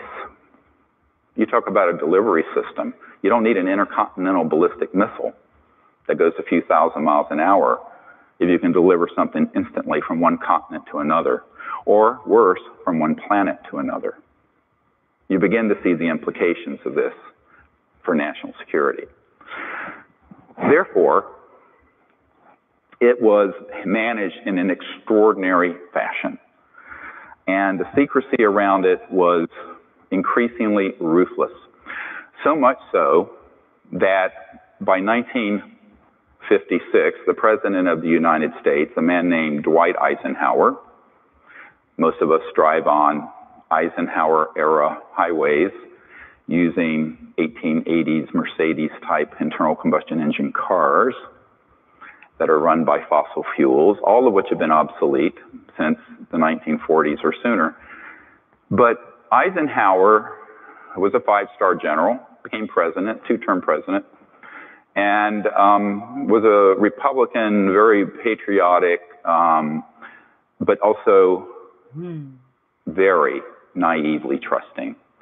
Jackie Gleason, the very famous comedian, his wife, friends with some folks that have been on my team before they passed away, and said that Eisenhower on his deathbed was a very bitter man over what happened to him between 1954 and when he left office in early 1961 when Jack Kennedy became the president of the United States. And in 1956, a man named Nelson Rockefeller, who later, of course, became vice president, and prior to that was an operative in the military-industrial complex and the emerging deep national security state. Time Gambit out. Nelson headed up what's called the Rockefeller Commission. And the Rockefeller Commission in 1956 reorganized the Pentagon, Department of Defense, CIA, the whole alphabet soup of secret entities, One and more they did chance. so in such a way that it became labyrinthine, Don't pick on Jimmy, man. Byzantine, almost impossible to penetrate by anyone who wanted to navigate through it. Thank you, Jimmy. In the early Janet, days, don't there was do still that. You're some being ornery. presidential knowledge. Please. We have one of our witnesses, Mr. Jimmy's Lupton, getting who is ready an to go through attorney, a bunch of who was a young man, White House surgeries and Signal Corps here at whatnot. the White He's House not down the posing. street from where we're speaking today. Jimmy's one of our freaking You can look at his vets here. testimony on our website, SeriousDisclosure.com, and he said, yes, he would be at meetings and Eisenhower would be making doodles, We can agree pictures to disagree. of UFOs We can and block ET each craft. other In fact, till I we have get over one it. sitting in my But condo don't be here in saying D.C. that. Don't someone disrespect lifted from our the archives. I won't say where and how. especially our vets. And That's he where said you get me basically mad. Eisenhower was not voiced to opposed. him with great frustration over the fact that there were all these projects going on and You're he in had the lost shame control of the room. oversight of them. So what happened with the Rockefeller Commission in 1956 is that they made it virtually impossible for any ordinary congressman or president, because they come every 4 to 8 years, don't they? So by the time they leave, even if they're there 8 years, maybe they're a little less wet behind the ears. But it's a system that guarantees their ignorance, except to the extent that they want to give you just enough information to control what's going on. We'll get into this in a moment. So by the time Eisenhower left office, he made the very famous speech about beware the military-industrial complex, as you've seen in the film Sirius. By the way, Sirius became #1 on Netflix a few months ago. Cool. Thank you guys for supporting that. And the president said it will become a threat to our national security and our way of life. Not the UFOs, the secrecy. No less a figure the same year, Admiral Roscoe Hillenkoetter, who was the first director of the CIA. Go look this document up. I mean, I have more documents than we have time for me to go through. And it's a letter where he's writing and saying that the secrecy around the UFO subject is a threat to our national security and to the United States. This is the first CIA director, because he also later found out he was being Schmidt-canned, pushed aside by these neo-fascists who had taken over the intelligence community, the aerospace community, and the large corporations.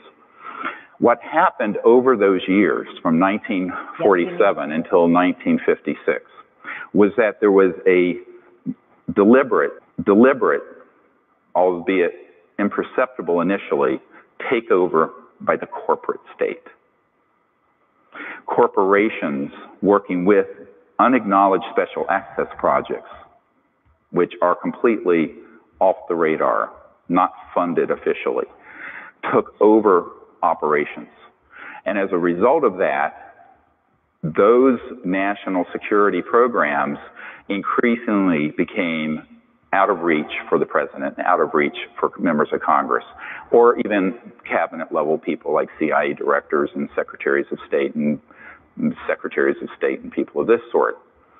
So this was a gradual thing that happened, but there was an abrupt change by 56. By 1961, when Eisenhower left office, frankly, we were done. It was done. Now, I couldn't do anything about that at that point. Couldn't run the Disclosure Project because I was only 5 years old or 6. And so it just suffered and went along. And the national security apparatus got bigger and bigger and bigger. When Jack Kennedy took over in January of 1961, he had a great interest in this. And he was, in fact, briefed on the subject. But as we know from Lieutenant Halt, who was on the early meetings I had that ironically Nelson's brother Lawrence Rockefeller, who is the white hat in the Rockefeller clan, who actually wanted to end secrecy on the subject. Lawrence Rockefeller was a very early supporter of CSETI and the Disclosure Project. And he funded and I organized the Asilomar Monterey gathering of KGB, CIA, astronauts, cosmonauts in 1995. And what I found is that some of the people who came had been involved with the Kennedy administration. And one of these gentlemen, this lieutenant colonel, was on Air Force One flying to Berlin when Kennedy made that very famous speech, "I am a Berliner." Although I think he misspoke it a little. But from what I hear from the Germans. But on that flight, this Air Force officer, who was sort of like the chief steward who sort of ran Air Force One for the president, had a chat. And this issue came up because he had been a pilot who had seen one of these UFOs as an Air Force pilot. And there are thousands of sightings like this that we have in our archive. And he brought this up to the president. He says, "Oh, yes, I know about this." He says, "I've been briefed on it a little bit. But," and now I'm quoting, I have this audio tape. It is chilling audio tape.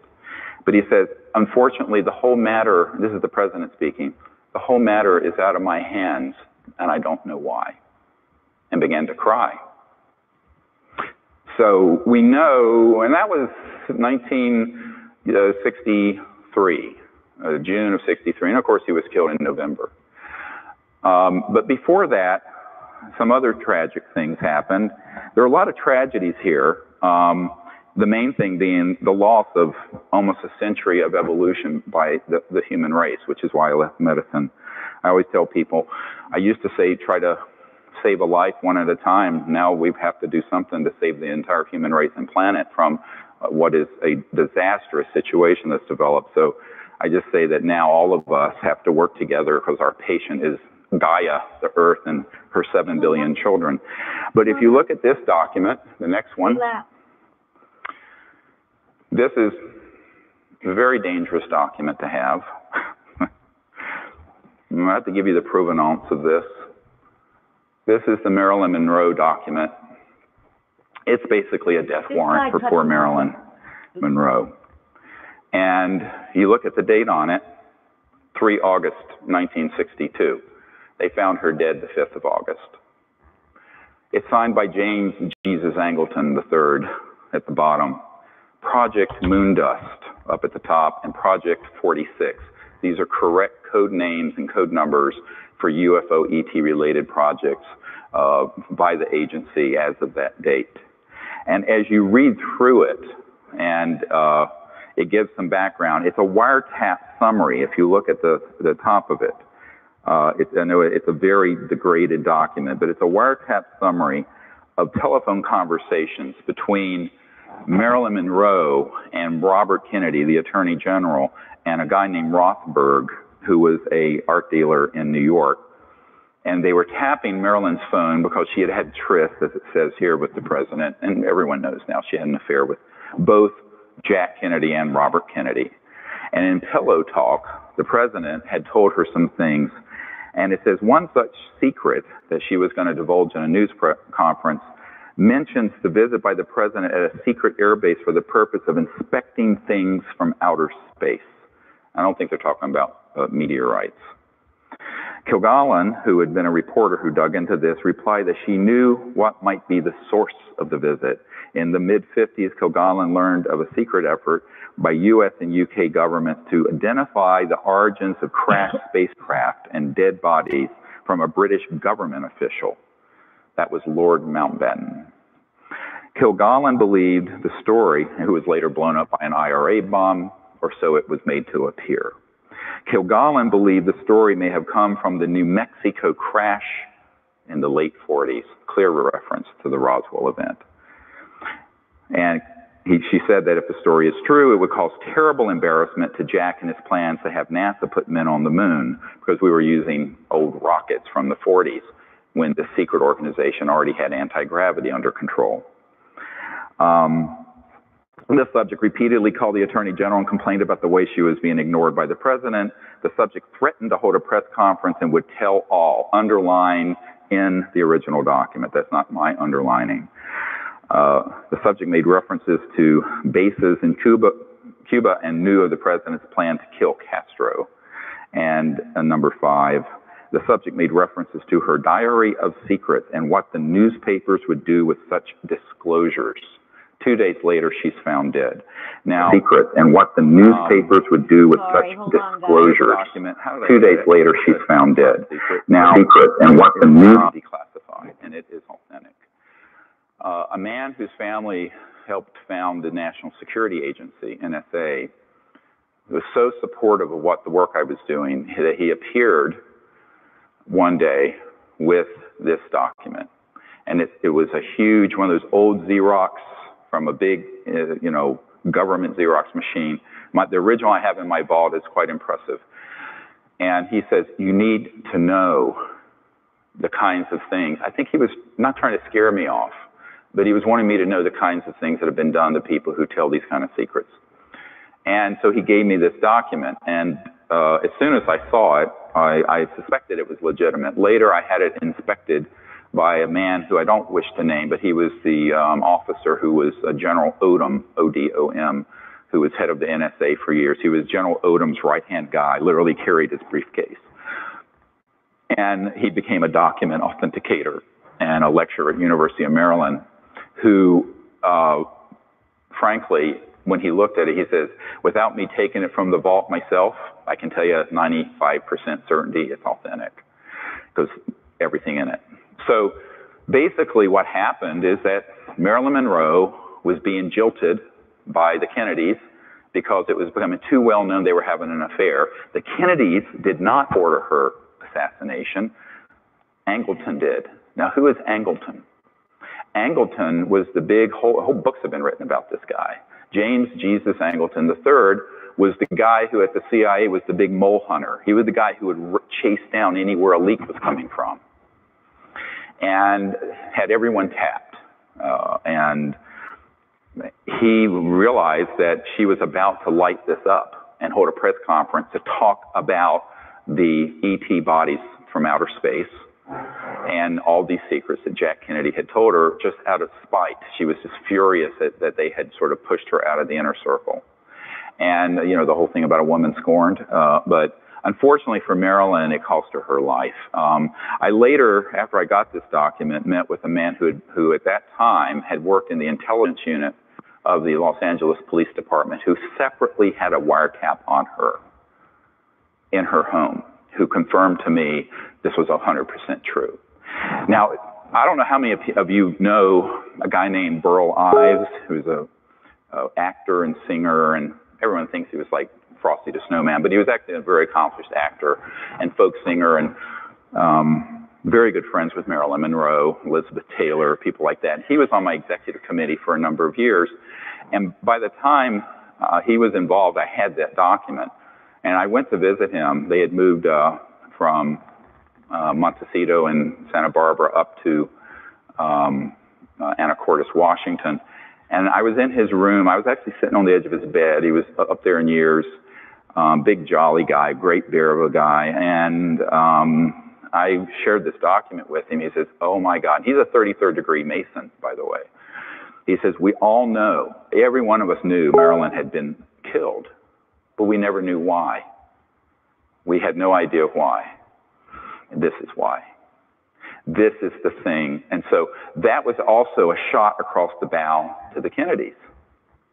Now, Jack Kennedy had great affection for Marilyn, even though it was indiscreet for him to continue seeing her.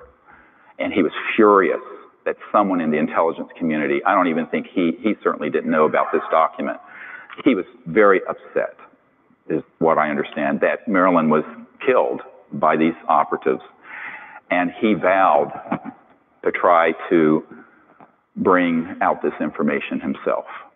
And I think that's why he began to speak a little more openly to this Air Force officer whose audio recording I have. And that was, of course, a year later. This happened in August of '62. The recording with the Air Force officer, that conversation with Jack Kennedy happened in 1963, June. In November, he was assassinated.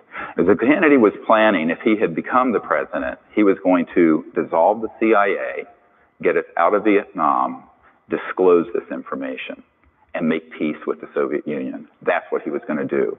And those folks in the intelligence community and the warmongers and the profiteers and the military-industrial complex said, like bloody hell you will. And that was the end of him. So that's why, I mean, although I thought they were joking initially, when I first, is this good information for you folks? I hope it's not too much, but I'm going to cover an enormous amount today. You've got to know the background. So over this time period from 1945, 40s to early 60s, there developed a decision was made. I know this sounds like a joke because everyone says it. If I tell you, I have to kill you. But there's some truth to that. So the secrecy that got developed around this issue became more and more and more restricted, even from people who were presidents or Senate Intelligence Committee members or members of the cabinet. Because another man who was killed, John Foster Dulles, shoved out of a window. Dulles was killed. He had been CIA director. He was starting to make noises about changing the direction of things, and he was also killed. Dulles Airport's named after him.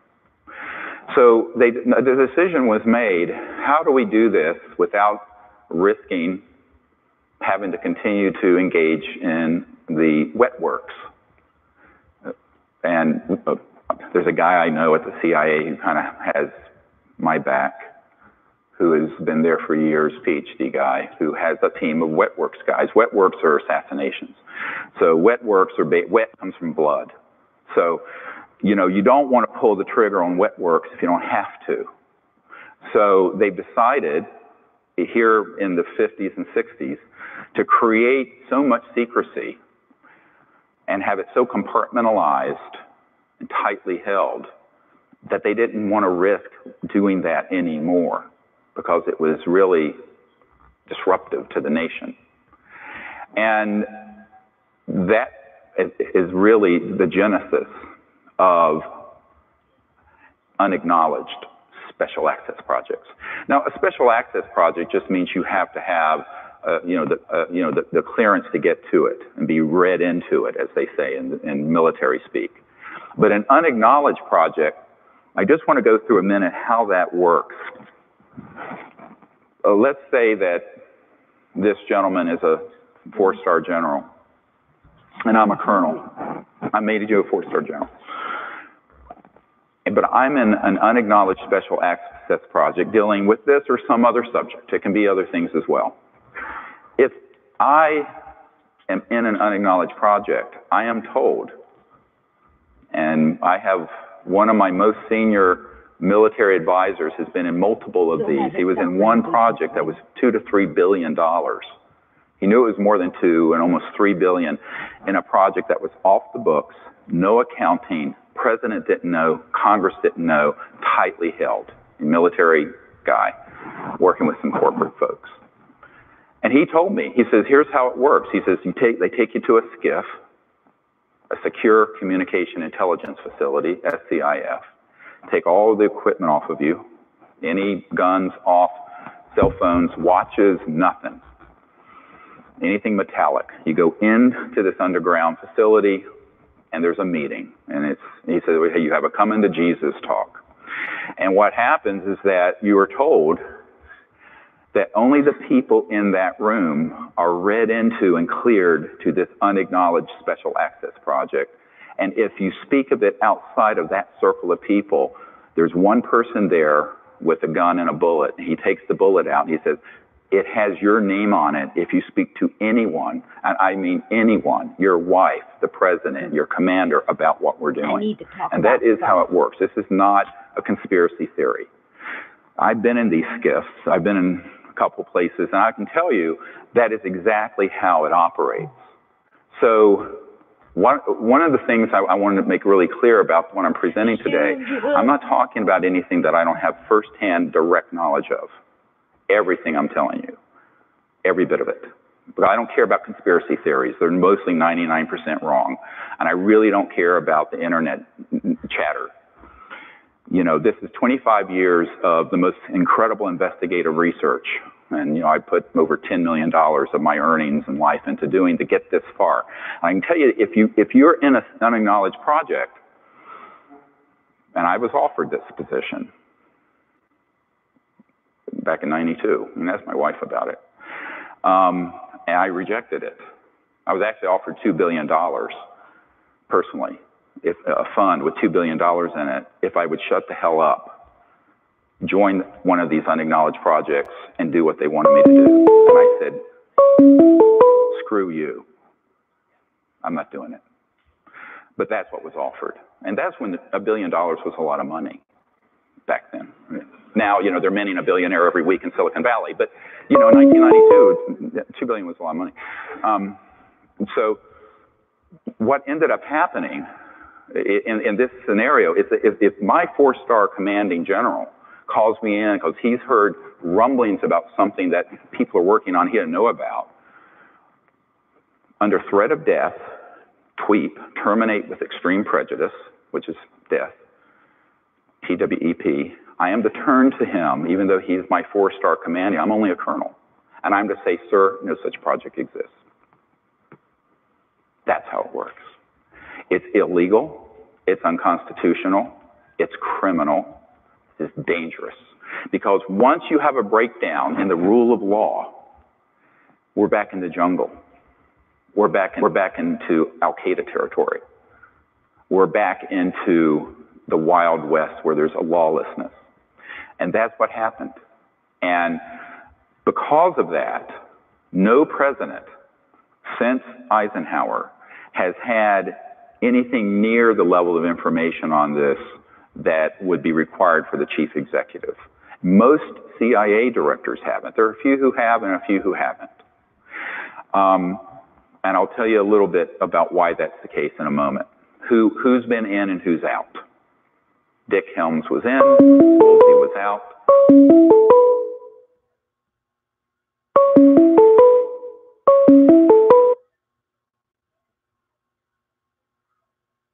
When you let your dog indoors, you close to keep them outside. Oh, I think I'm in now. Y'all got a whole you're in. going. I keep Dean. You got to make. You just need to make new hangouts.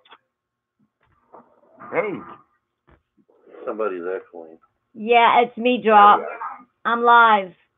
I'm live on YouTube. Okay. So I'm gonna hang up. Okay. What are you doing, Dean?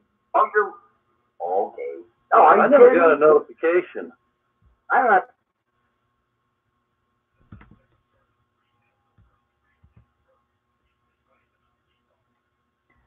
That was dropping them. So they had a whole hangout chat, and like I can't use the speaker because there's an echo. One night I didn't know. Yeah, so anyway, I thought that guy, he like what, so through the spectrum. He went from, he goes on and on about like, and he makes a lot of sense about the pharmacies. Like they'll go up to the universities and the university kids will have a project and they're funded. And then the big pharma goes in, they add one little thing to something that one of the universities come up with, and bam. So they're not even doing the research, and they're getting all this money for research. So I mean, he just, maybe I don't agree with everything, Bruce, on what Dr. Greer says, but he still makes you think. So, you know, I was just, some of the stuff, you know, it like, I haven't seen everything I've heard in his show all together in one place. So, and he just says how the corporations steal and how they funnel money. And so I just thought it was a good show to listen into. I don't know what else we got going on. Let's see.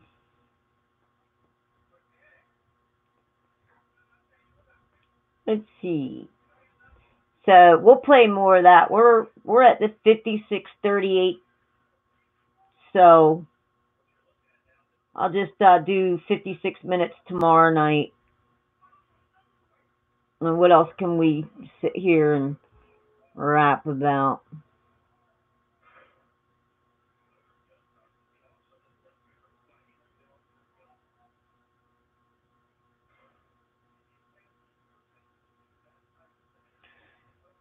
I don't know.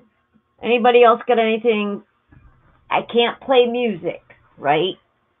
But if y'all seen anything interesting, drop a link and let's see what you're watching. And well, I don't know about the whole UFO cult, because from what I understood, and he goes back to more UFO things, and you know, he says some of these abductions and whatnot aren't even from aliens; it's our own government. So I don't see. I mean, on this one video, you've probably, because Bruce, you've watched them a lot more than me. I just happened upon the guy. Actually, I fell asleep with the laptop on, and I had it on auto, and I woke up to this guy playing, and then I sat there and I was like, wow. So I went all the way back to the beginning and started listening.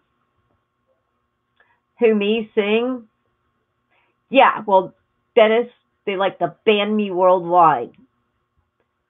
So, but I'm gonna record Beaver. I'm gonna get out the mic and the amp, and I'm gonna put the headphones on, and I'm gonna do the and I got electric guitar or bass. I'll plug that puppy into the amp, and I'll go doom doom, and I'm gonna record the whole song.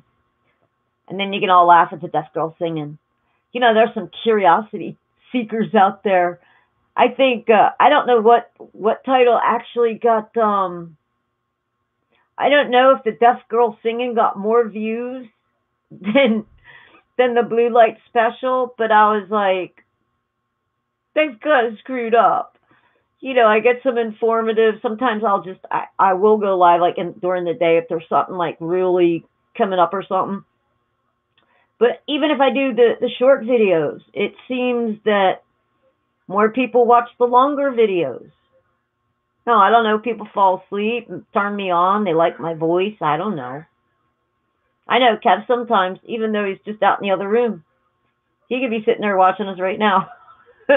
Oh, no. Yeah, they do. You want to hear one of the tunes?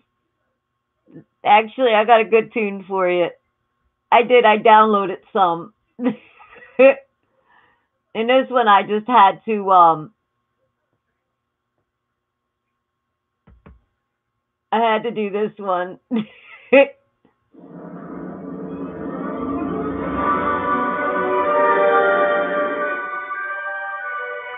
Happy Haunt.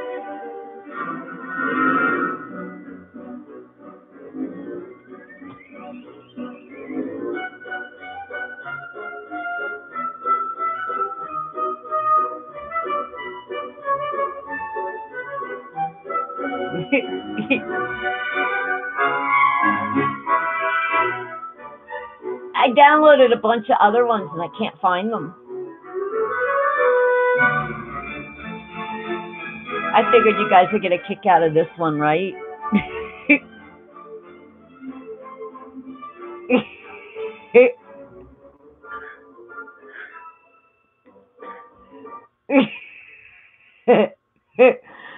And then there's here's Mysteries.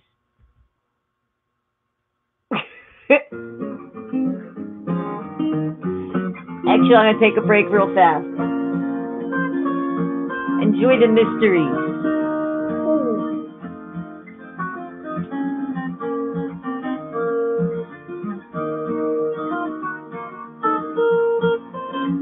Now I need a coconut.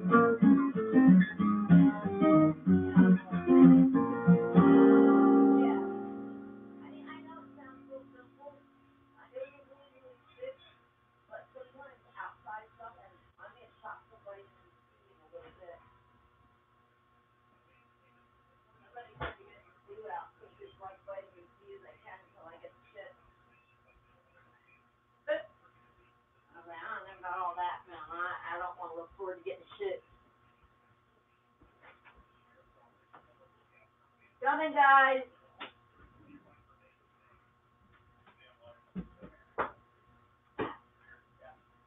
In a second.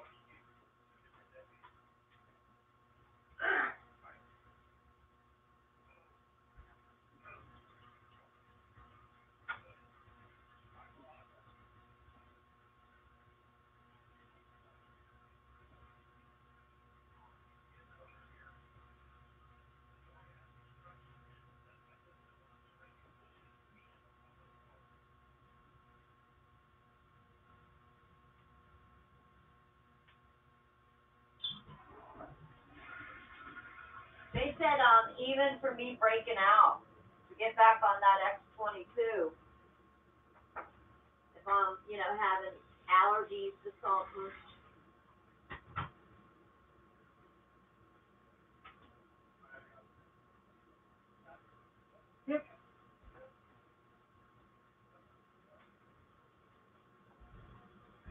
Oh, that was a quick little bebop thing. But anyway, yeah, I started downloading some stuff from YouTube's Chosen Ones. I'm like, I'd rather get something that maybe Pat plays or some drum beats from Dallas, or I even want to like record Kev just playing the guitar.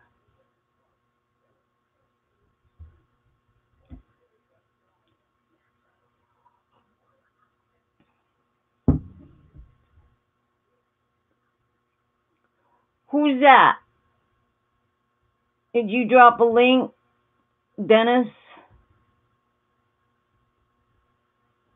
Sorry, I had to do a bathroom break, heat up my coffee, shut off the coffee pot. Well, the coffee pot was off.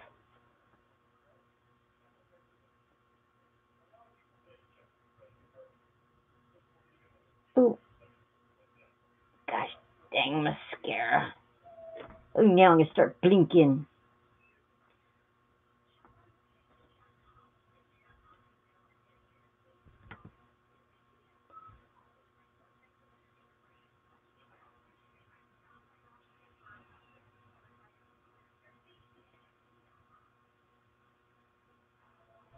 A cookbook.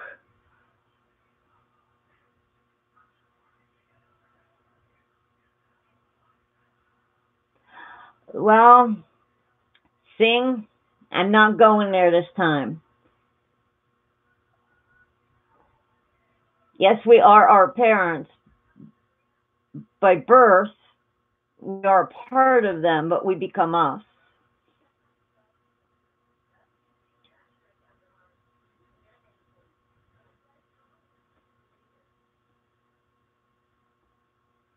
Yeah, I pulled it up, Jimmy. I got it in another tab. I'll watch it in a little bit.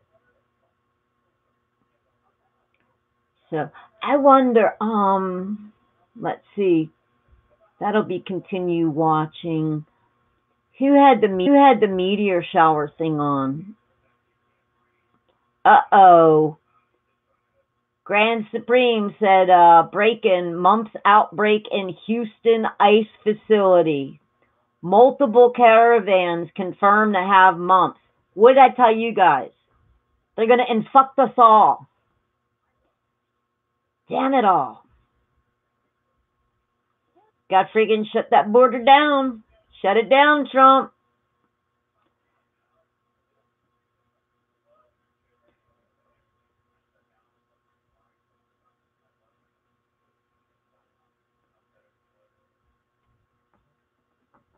Anybody else see any pop up on that?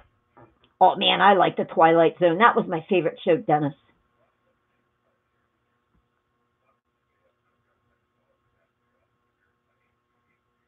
No, actually, Jesus is known as the King of Kings. Okay, God made Jesus in his image. So Jesus is an image of God. Jesus, well, we're all God's children. Oh, yeah. Yeah, Jimmy. I got all kinds of crap. Yeah, I love to iron. Yeah, I mean, sing.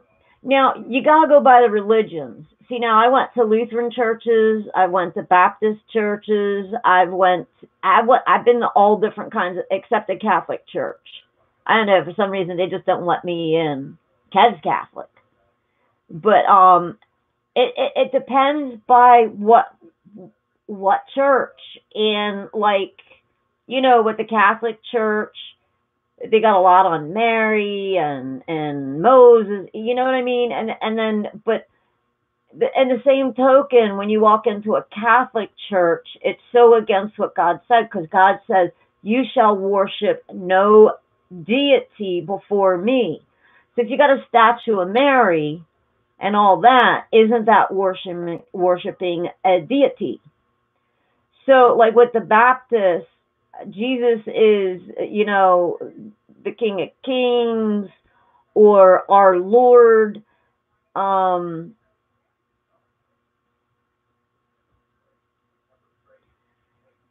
And Bruce, the way you explain it, you know, it sounds, you're right.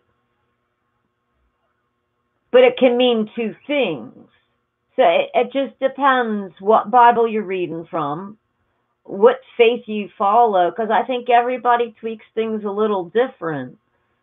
So, and that's why I don't like to really get into tips about religion.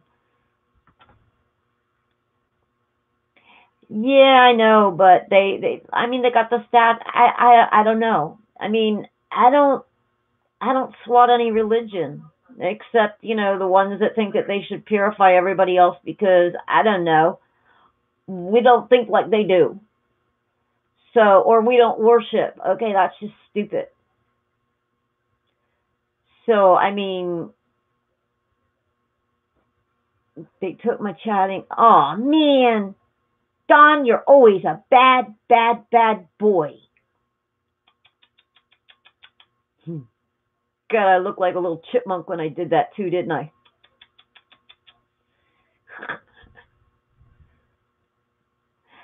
And seeing that's where I stand. And it's like, I'm not going to sit here and try to define the Bible as it was written, because the Bible has been translated, and you know what I mean? It's been written and rewritten, and it's just like the King James Version. Why did they remove the Book of Enoch?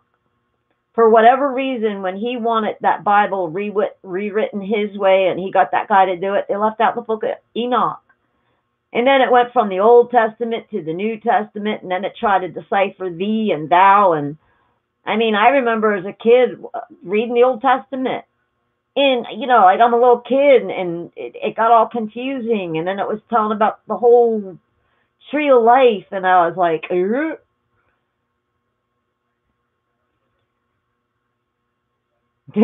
Seabird. I don't know, you know, Seabird, I wasn't there. And when it all comes down to it, I believe there was a great creator. I do believe that they nailed a bunch of people to the cross, and Jesus supposedly wandered around and taught religion, and so it said that he died for our sins. And yeah, I mean, I believe it. But above all, you know, I go directly to the big guy. And just in case, I pray to three. I pray to God, Jesus, and the Holy Spirit. I tell God to bless himself, bless Jesus, and bless the Holy Spirit. So, no, of course, because King James had the Book of Enoch taken out of his version. So, and that's what I got. That was a gift to me, my Bible. And that's a nice Bible. It was like $80. And I mean, I don't go from the beginning to the end. When I got issues, I kind of thumb, and when I open it up, I figure that's what God wants to tell me. Because like the church I was going to, they were too into singing.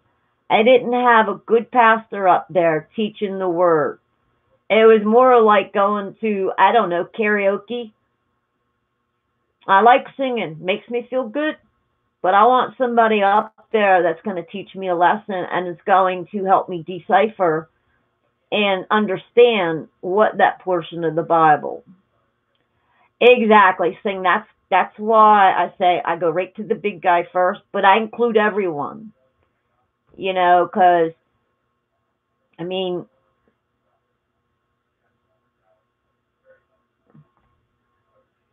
shit. So, I mean, but I do, April Lejeune, she, sometimes she gets on the thing about the Bible, and I've, like, gotten it. I think Saturday she might do, like, a workshop with the Bibles. I've caught her. She's a tough cookie. You want to see somebody that really gets it. I mean, she gets them. She gets trolls, because I guess she's doing, either Patreon or Discord, and then she does YouTube, but she gets a lot of trolls in the other room, and she goes right after them. She's like, Rear. Well, you know, Dennis, the one book I've never read is the Book of Enoch. I think I'd like to read the Book of Enoch. Hello, Karen. Is that the name from Hangouts? Guys, this is Karen. She's in one of Drop's Hangout over there in Gmail. Karen, this is the crew. She's got the cutest voice too. I love Karen's voice. Yes, we get into one of those chat rooms with the headphones on. Dallas, you need to do that too. And then I don't know, by a certain time, hey Karen, is old Drop no, give it about another 2 hours and drop in Ben. I want Ben to call in. Y'all have to hear this guy Ben. What's his last name? Ben something. But I want him to call in one night and he'll do some live music, possibly. And then we could drop a link, share him. He's out in Austria, and he's going to be touring. He's coming to America. So, you know, it'll be great to build him up. You know, he's a fellow YouTuber, and I've heard some of his music. It's pretty good.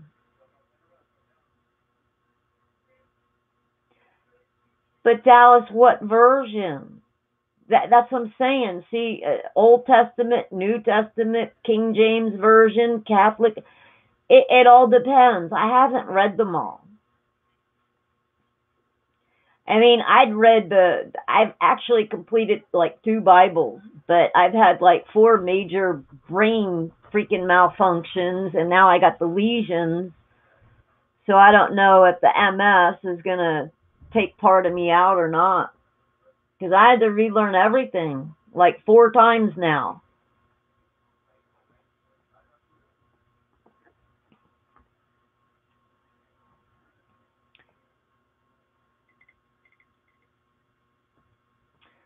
Gus, I'm sorry. It shouldn't be buffering. I reset my computer before I came on.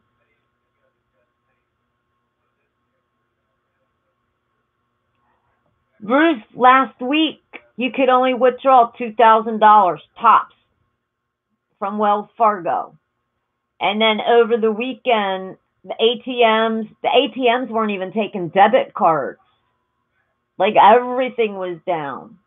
Gas stations. Now, I don't know about here. But I said they started having problems. It was either Thursday or Friday with the banks.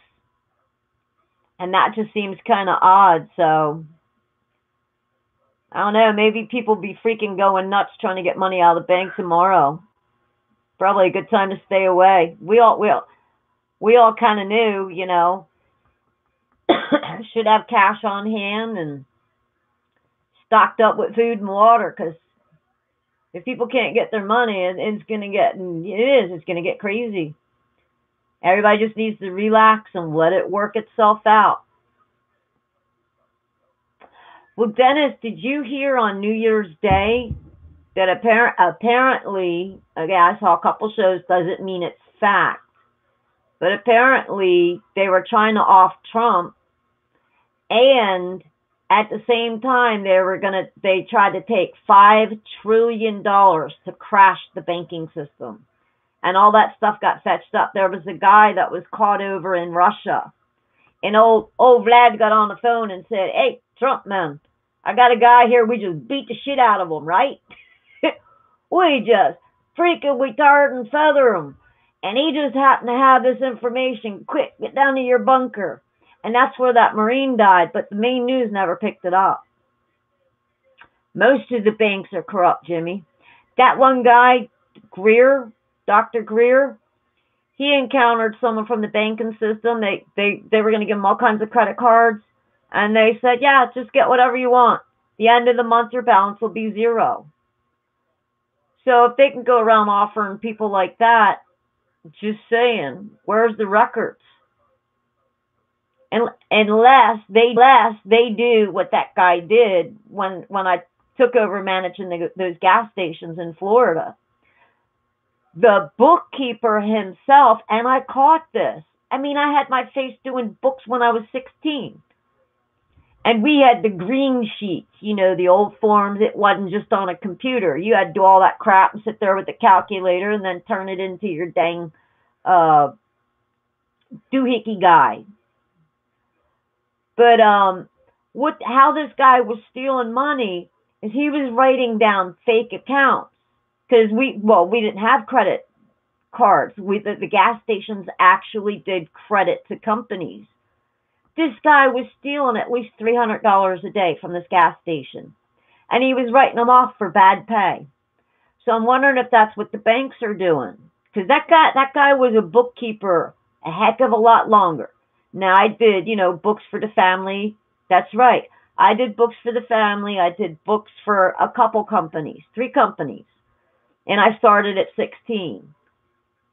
I went into this gas station. This gas station was making $700, maybe $900 tops a day. And I'm like, no, that's impossible.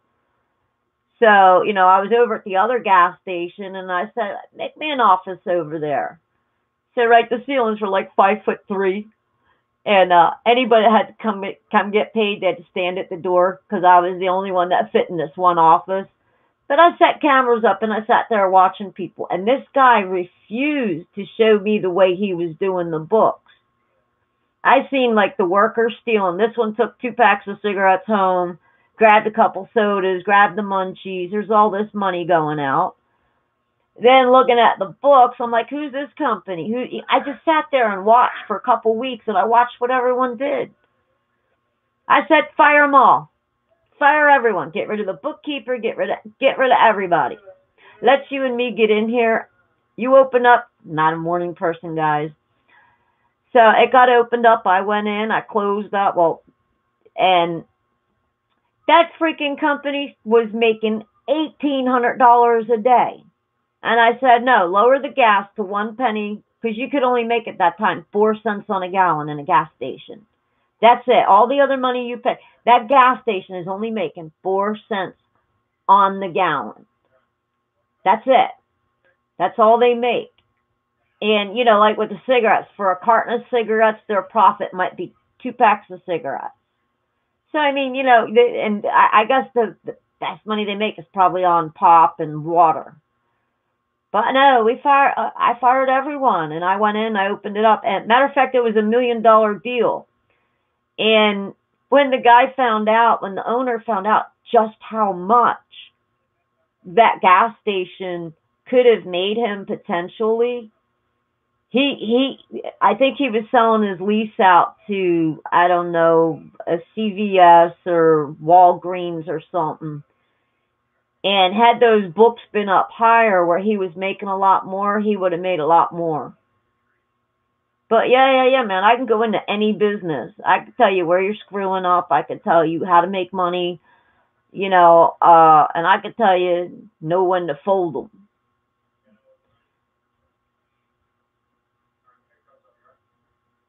Yeah, but Sing, let me tell you something. The problem with most people that start a business is they think that they have to go big. Now, the less money you have to spend, the less obligations you need. If you're opening up a company, you don't go out and purchase a brand new car. You don't go out and, let's say it's a landscaping business. You don't go out and purchase a brand new truck. What do you got? You got a $400 a month payment you have to make. Then you want to go out and you want to get one of those deluxe riding lawnmowers, right? How much you going to go in debt for that? Another 10 grand? So, okay, so there's another 200. Plus you got expenses. Plus you got to pay a worker. So what I did is, like, I just had a Suzuki Samurai when I started roofing. The painter left a ladder. I strapped that puppy to a Suzuki Samurai. I had no money. I was 2 months behind in my rent. I was down. I went to the local hardware store, and I think I got a credit, and I spent about $60 for hand tools. Then I subcontracted from the other people because I couldn't afford to put an ad in the Yellow Pages, right? So, you know, then I worked off of them, and I was getting paid like $25 a square. I was hand nailing 8 square, and it was just me and my boyfriend. That was it. We didn't have any workers. So about a year went by, and then I bought a truck from the city. And then the city sold me that truck for $1,000.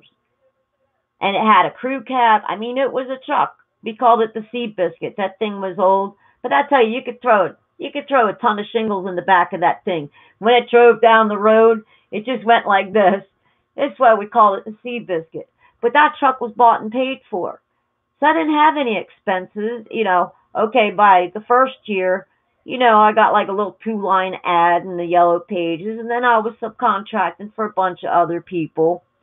I think the second year I had a couple M-Glows. I had some Hitachi nail guns, bought and paid for. It was about my third year, then I got a brand new Dodge. I got a brand new truck. I had all my equipment already bought and paid for. I had 2 trucks then. I had the Seabiscuit, which was still on the road.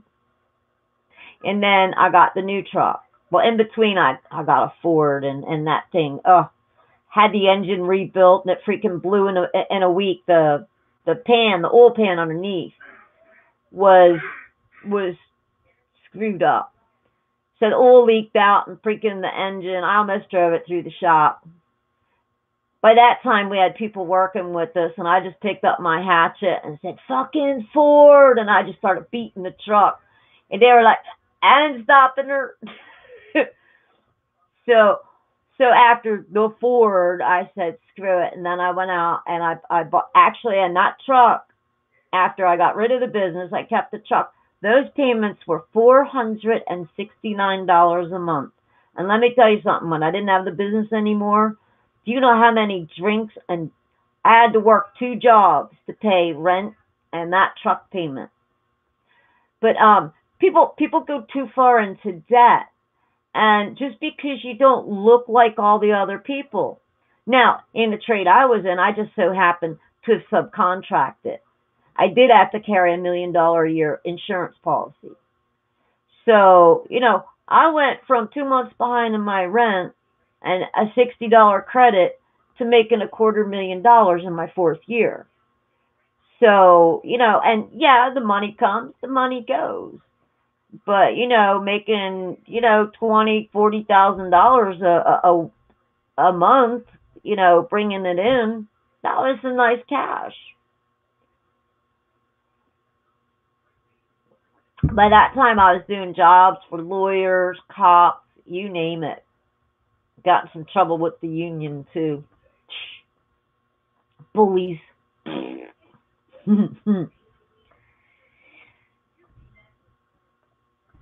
Yeah, and like, see, Emerald, my point is that some people, my brother, just for example, my brother, he opened the landscaping business. That's why I used the landscaping business. He went out, he bought all new equipment. He had he had a mortgage on his house. So he was working, and he wasn't seeing the profit. He had that stress of having to pay all those bills. And that's why I say to people, You don't start out real big. You start out small. You be happy. Okay, maybe it breaks down and you're making $15 an hour. But that job you left, you're only making $12 an hour. You're not going to be the rich boss the first time around the block. And you just got to space those things out and say, okay, well, I can afford this. You put a little money. Yeah, Jimmy. So, it's just a matter of financing. But and my brother, he ended up declaring bankruptcy on that company. All that work and all that, and then he still had to pay the truck payment. But but you got to figure, if people already own their home, they've already got to just make their mortgage. Even if you're renting, you got to figure in all your household bills. Now, all our bills together without medication, probably not more than $1,200 a month. Kevin, we got old cars. They break down now. We got AAA because we got old cars. They'll tell you up to 100 miles. Good fuel there. Everybody should have AAA. We don't want to go out and get new cars right now. We'd rather save the money and go out and I don't want a new car. By the time I drive it off the lot, it's already lost its value. I'm going to go buy something like I don't know, $2,000. I'm going to pay cash for it. I don't want the bankers to get any richer off of me. But see, that's what people have to figure out. You got all these bills. A lot of times if you start a business, maybe you got to work another job. At one point I ran my mom's company, and my part-time job was 60 hours a week. Plus I was doing my own. I kid you not. I think I got 4 hours of sleep. That was it. Yeah, I got a picture. Y'all want to see a picture of me up on a roof? All this is my butt. All you can see is blue shorts. Let me go grab my photo album. Photo time! Yay!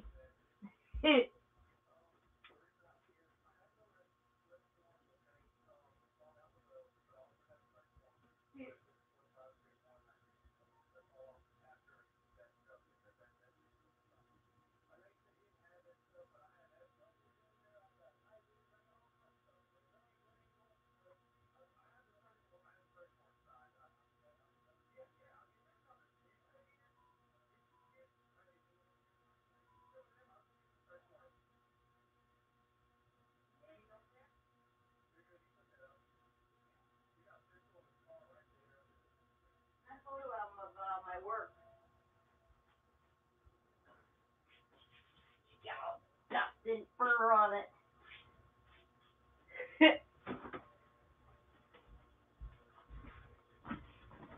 Y'all want to see some photos?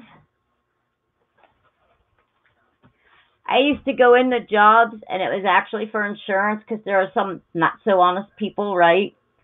And what I would do is I would make people photo albums of the job before and the job after.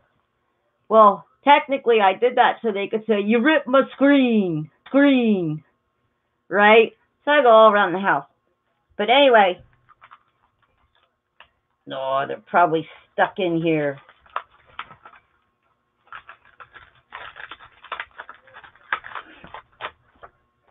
This was my very first pickup truck. Brand spanking new. Yep.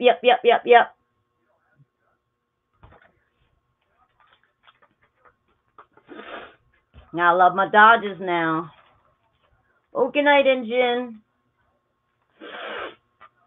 Oh, man, there's cat fur on this. Trying to find the one where you see my skinny little butt up on the roof.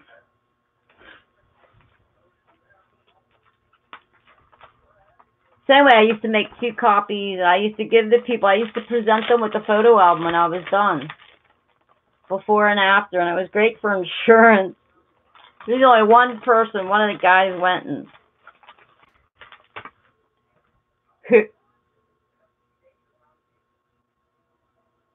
staying on tools and stuff. Yeah, cat fur, right, Dev?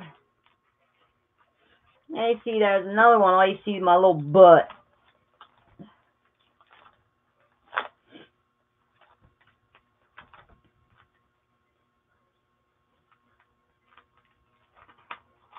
This stuff is like stuck in here. Give me my dang photos. Can't really see. This was like one of those trailer coating things. I was up there doing my thing.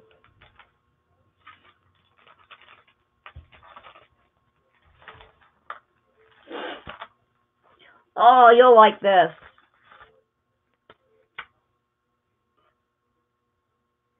That was my dirt bike. Me with the hat.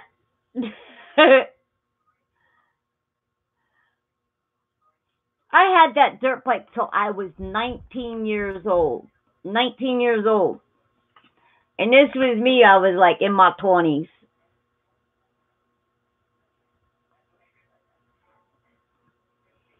Doesn't look like me now though, does it?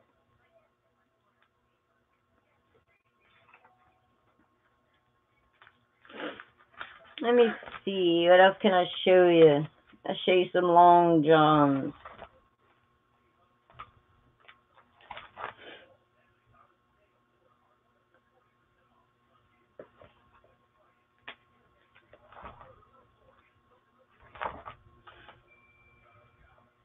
Okay, so here is a picture of a before. Let me just I'm trying to tear these stupid things out.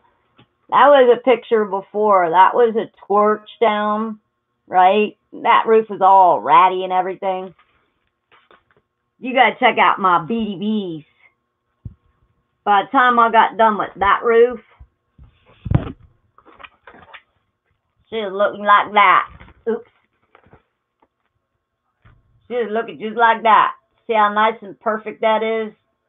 That black is not muck. That was torched down. I was getting paid $150 every 10 minutes to put that roof down. Oh, this one place, this is a big job here. That was before. That was like a barn style roof up there, right? So that was before. Uh-oh.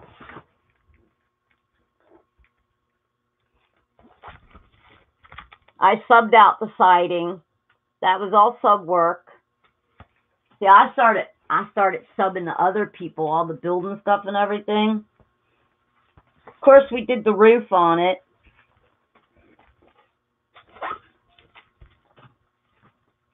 Oops. We tore all that crap off. I put all the addresses, the people's phone numbers. And then it started looking all pretty like that. That's like a mauve.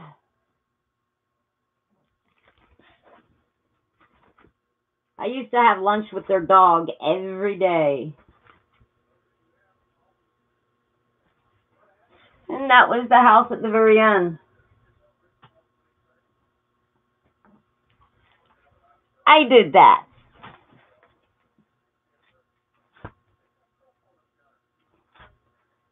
And then there was some really big job, man. I made some big money on.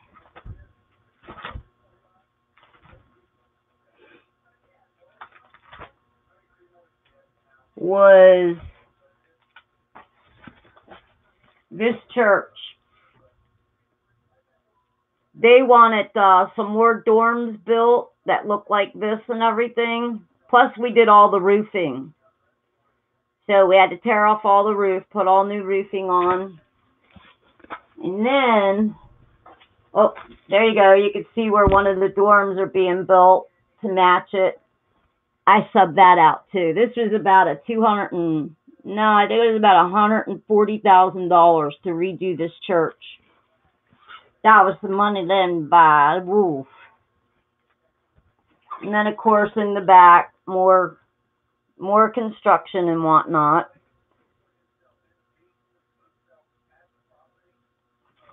And I'll tell you, hold on until I can get you a close up of some of the roofs.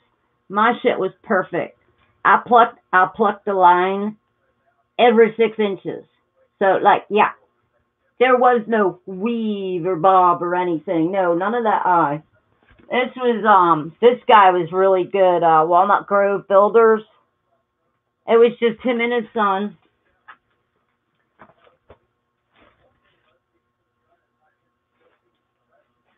So that was one of the dormers that were put on.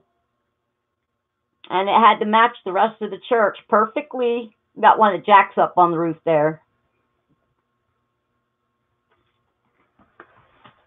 Oh, sorry, Emerald. Let me see.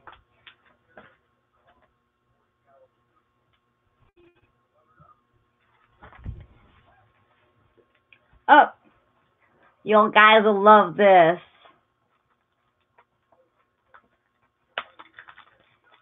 Sometimes I think the delivery guys just like to see me hustle, because I'd freaking, back there, we had our stuff all boomed up. And that's a picture of me, again with a hat. Freaking throwing them shingles around. There you go.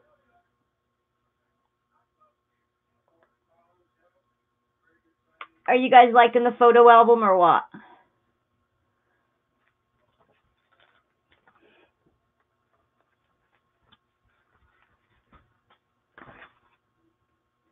I'm trying to find a really, really, really good. This is one I'm building out there in Seattle City. I did all that roof too. Idiots, man. On these were about a 2-pitch, and some moron freaking threw shingles on them. You can't.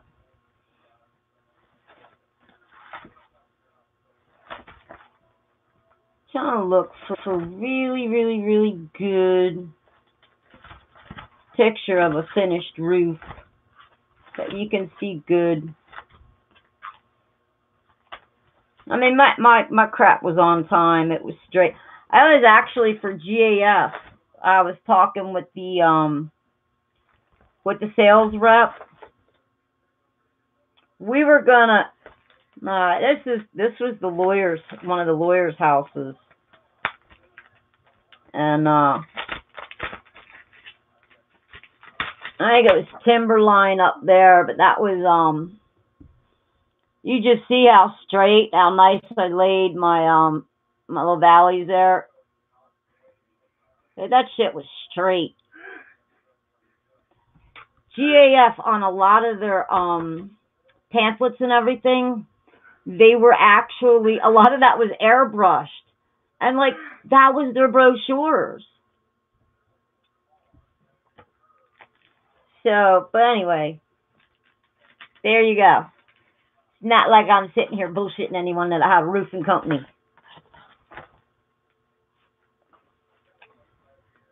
Oh, that was that job. Ugh. Cedar shake tear off. It was all right when they were coming off, but let me tell you something. Putting that plywood on, all you could see, like, all you could see if I was carrying plywood was like a hand and 2 feet. It looked like the plywood was walking itself.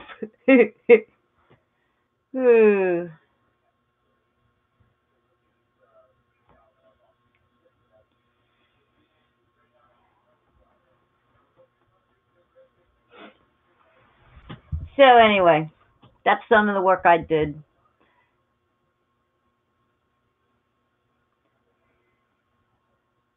Dad, we got well water. The cats are happy. It's a 200-foot well. No, Jimmy, that was a cedar shake tear off. That's how close they lay that to lay the cedar shakes. When you first lay that cedar shake roof, it looks like there's holes in the roof, right? On sunny days, that cedar shrinks up. And once there's dampness in the air, the cedar swells. And that's how the cedar shake roofs used to work. And We didn't have to replace any of the rafters or anything. It was just getting in there, tearing that off, and then we had to, you know, wood it in, plywood it in. So, yeah, y'all even got a good picture of me on my dirt bike. I missed that dirt bike. I drove that thing till I was 19 years old. I finally sold it for a car. I was working in a gas station. I was like just out of high school, and so I was out there. I'd moved away from home, and so the manager, because you know I always went in. I was a good worker, everything, and he had a Chevy Nova. That was my first car, not Chevy Nova, a Chevy Vega. Pardon me, and it was orange. And I was still riding my dirt bike at 19. I didn't have no silver spoon. All these people talking about white privilege. I never seen no white privilege in my life. I was 19, still driving a dirt bike.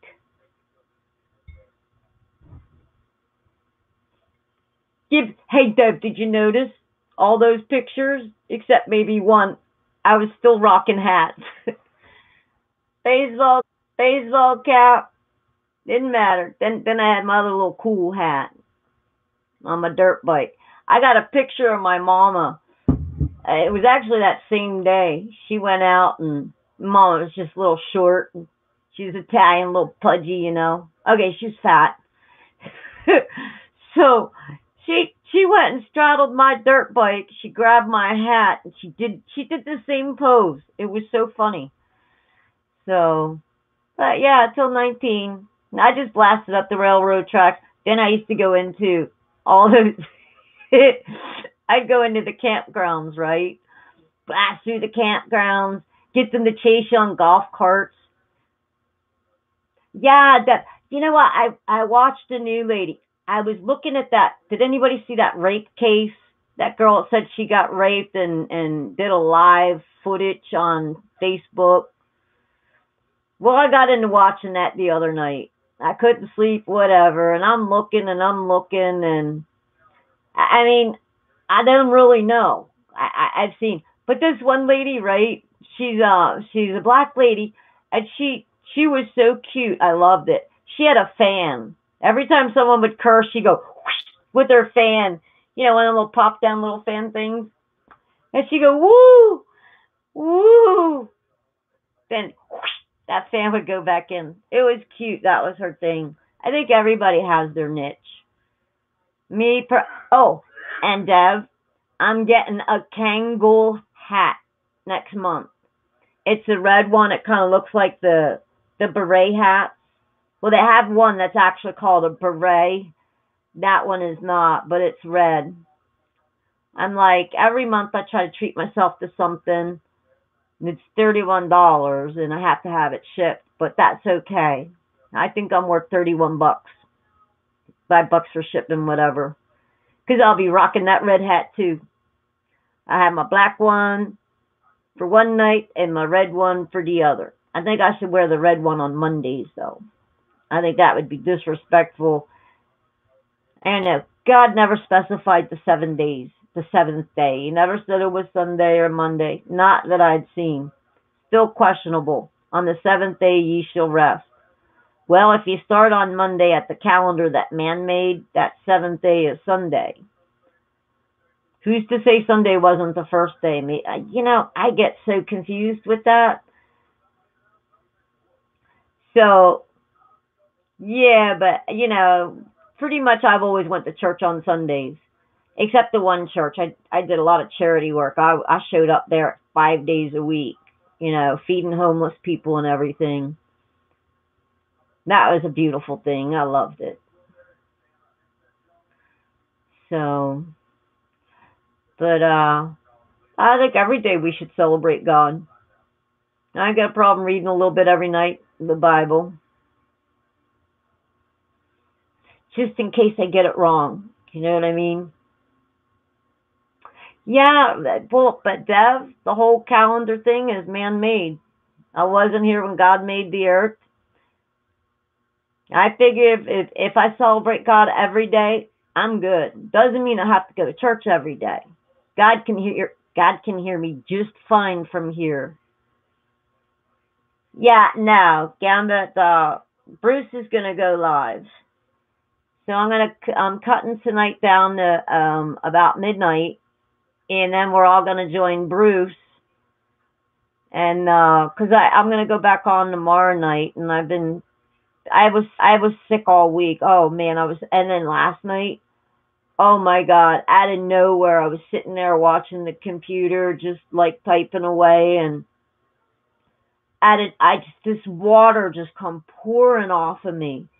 I wasn't burning up with fever or anything. I was cold. I mean, I had a long sleeve shirt on. That thing was soaked within 5 minutes. I real fast. I ran back in the other room. I was like, I went and stood outside, and I went back. I changed my shirt, and it was just soaked. And I'm like, I better get the shirt off because in a minute it might make me cold.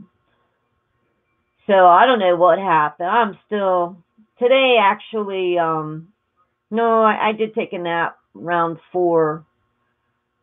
Then it was around 3ish, and then I made dinner and all that. Gambit, no, I'm saying that I'm gonna cut the show at 12. I can pick up it. You can pick up your. Nah, you ain't doing it tonight, Gambit. No, I can't. Gambit, Cav's really sick, and that's why I'm gonna do maybe just the 3-hour stream tonight, and then that way I'll be okay to do it tomorrow night. So like I said, I've been sick all week, and then Kev, I was up all night last night listening for him if he needed me. Yeah, but not the time that man knows. God's time is way different than man. And if we were such geniuses with time, then why do we turn around and say, when a dog is 1, he's actually 7? Time is time. A year is a year. But not in God's time. God's time is way different. No, I'm not too busy, Gambit. Yeah, but we don't know his time. Remember, God's been alive forever.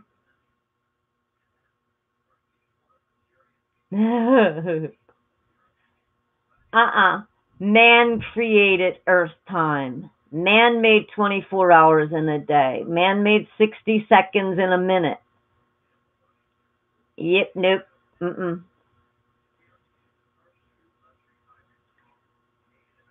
Nope. God did not make our clock. He did not make our calendar. He did not make the months. Man made all that stuff. Just saying. Did Bruce drop a link? Bruce, drop me a link. I'm going to close out.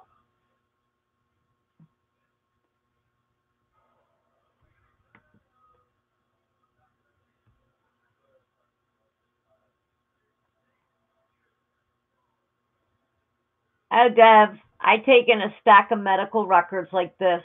I can back everything up. The thing is, you just go in and you say, okay, this is the issue. They hate when you go in and say, oh, I got this. And yeah, then they roll their eyes back in their head. I just want to bitch smack half the doctors in the world.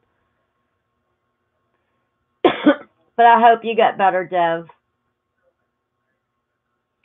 Alrighty, guys, it's 12:05. Let me make sure I got Mr. Bruce Wayne.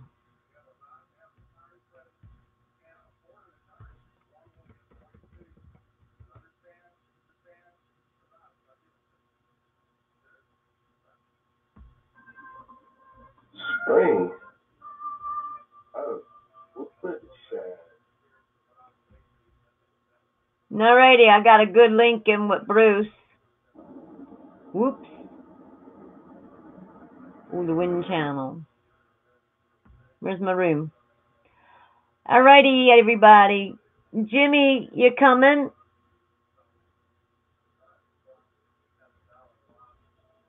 Bruce is open.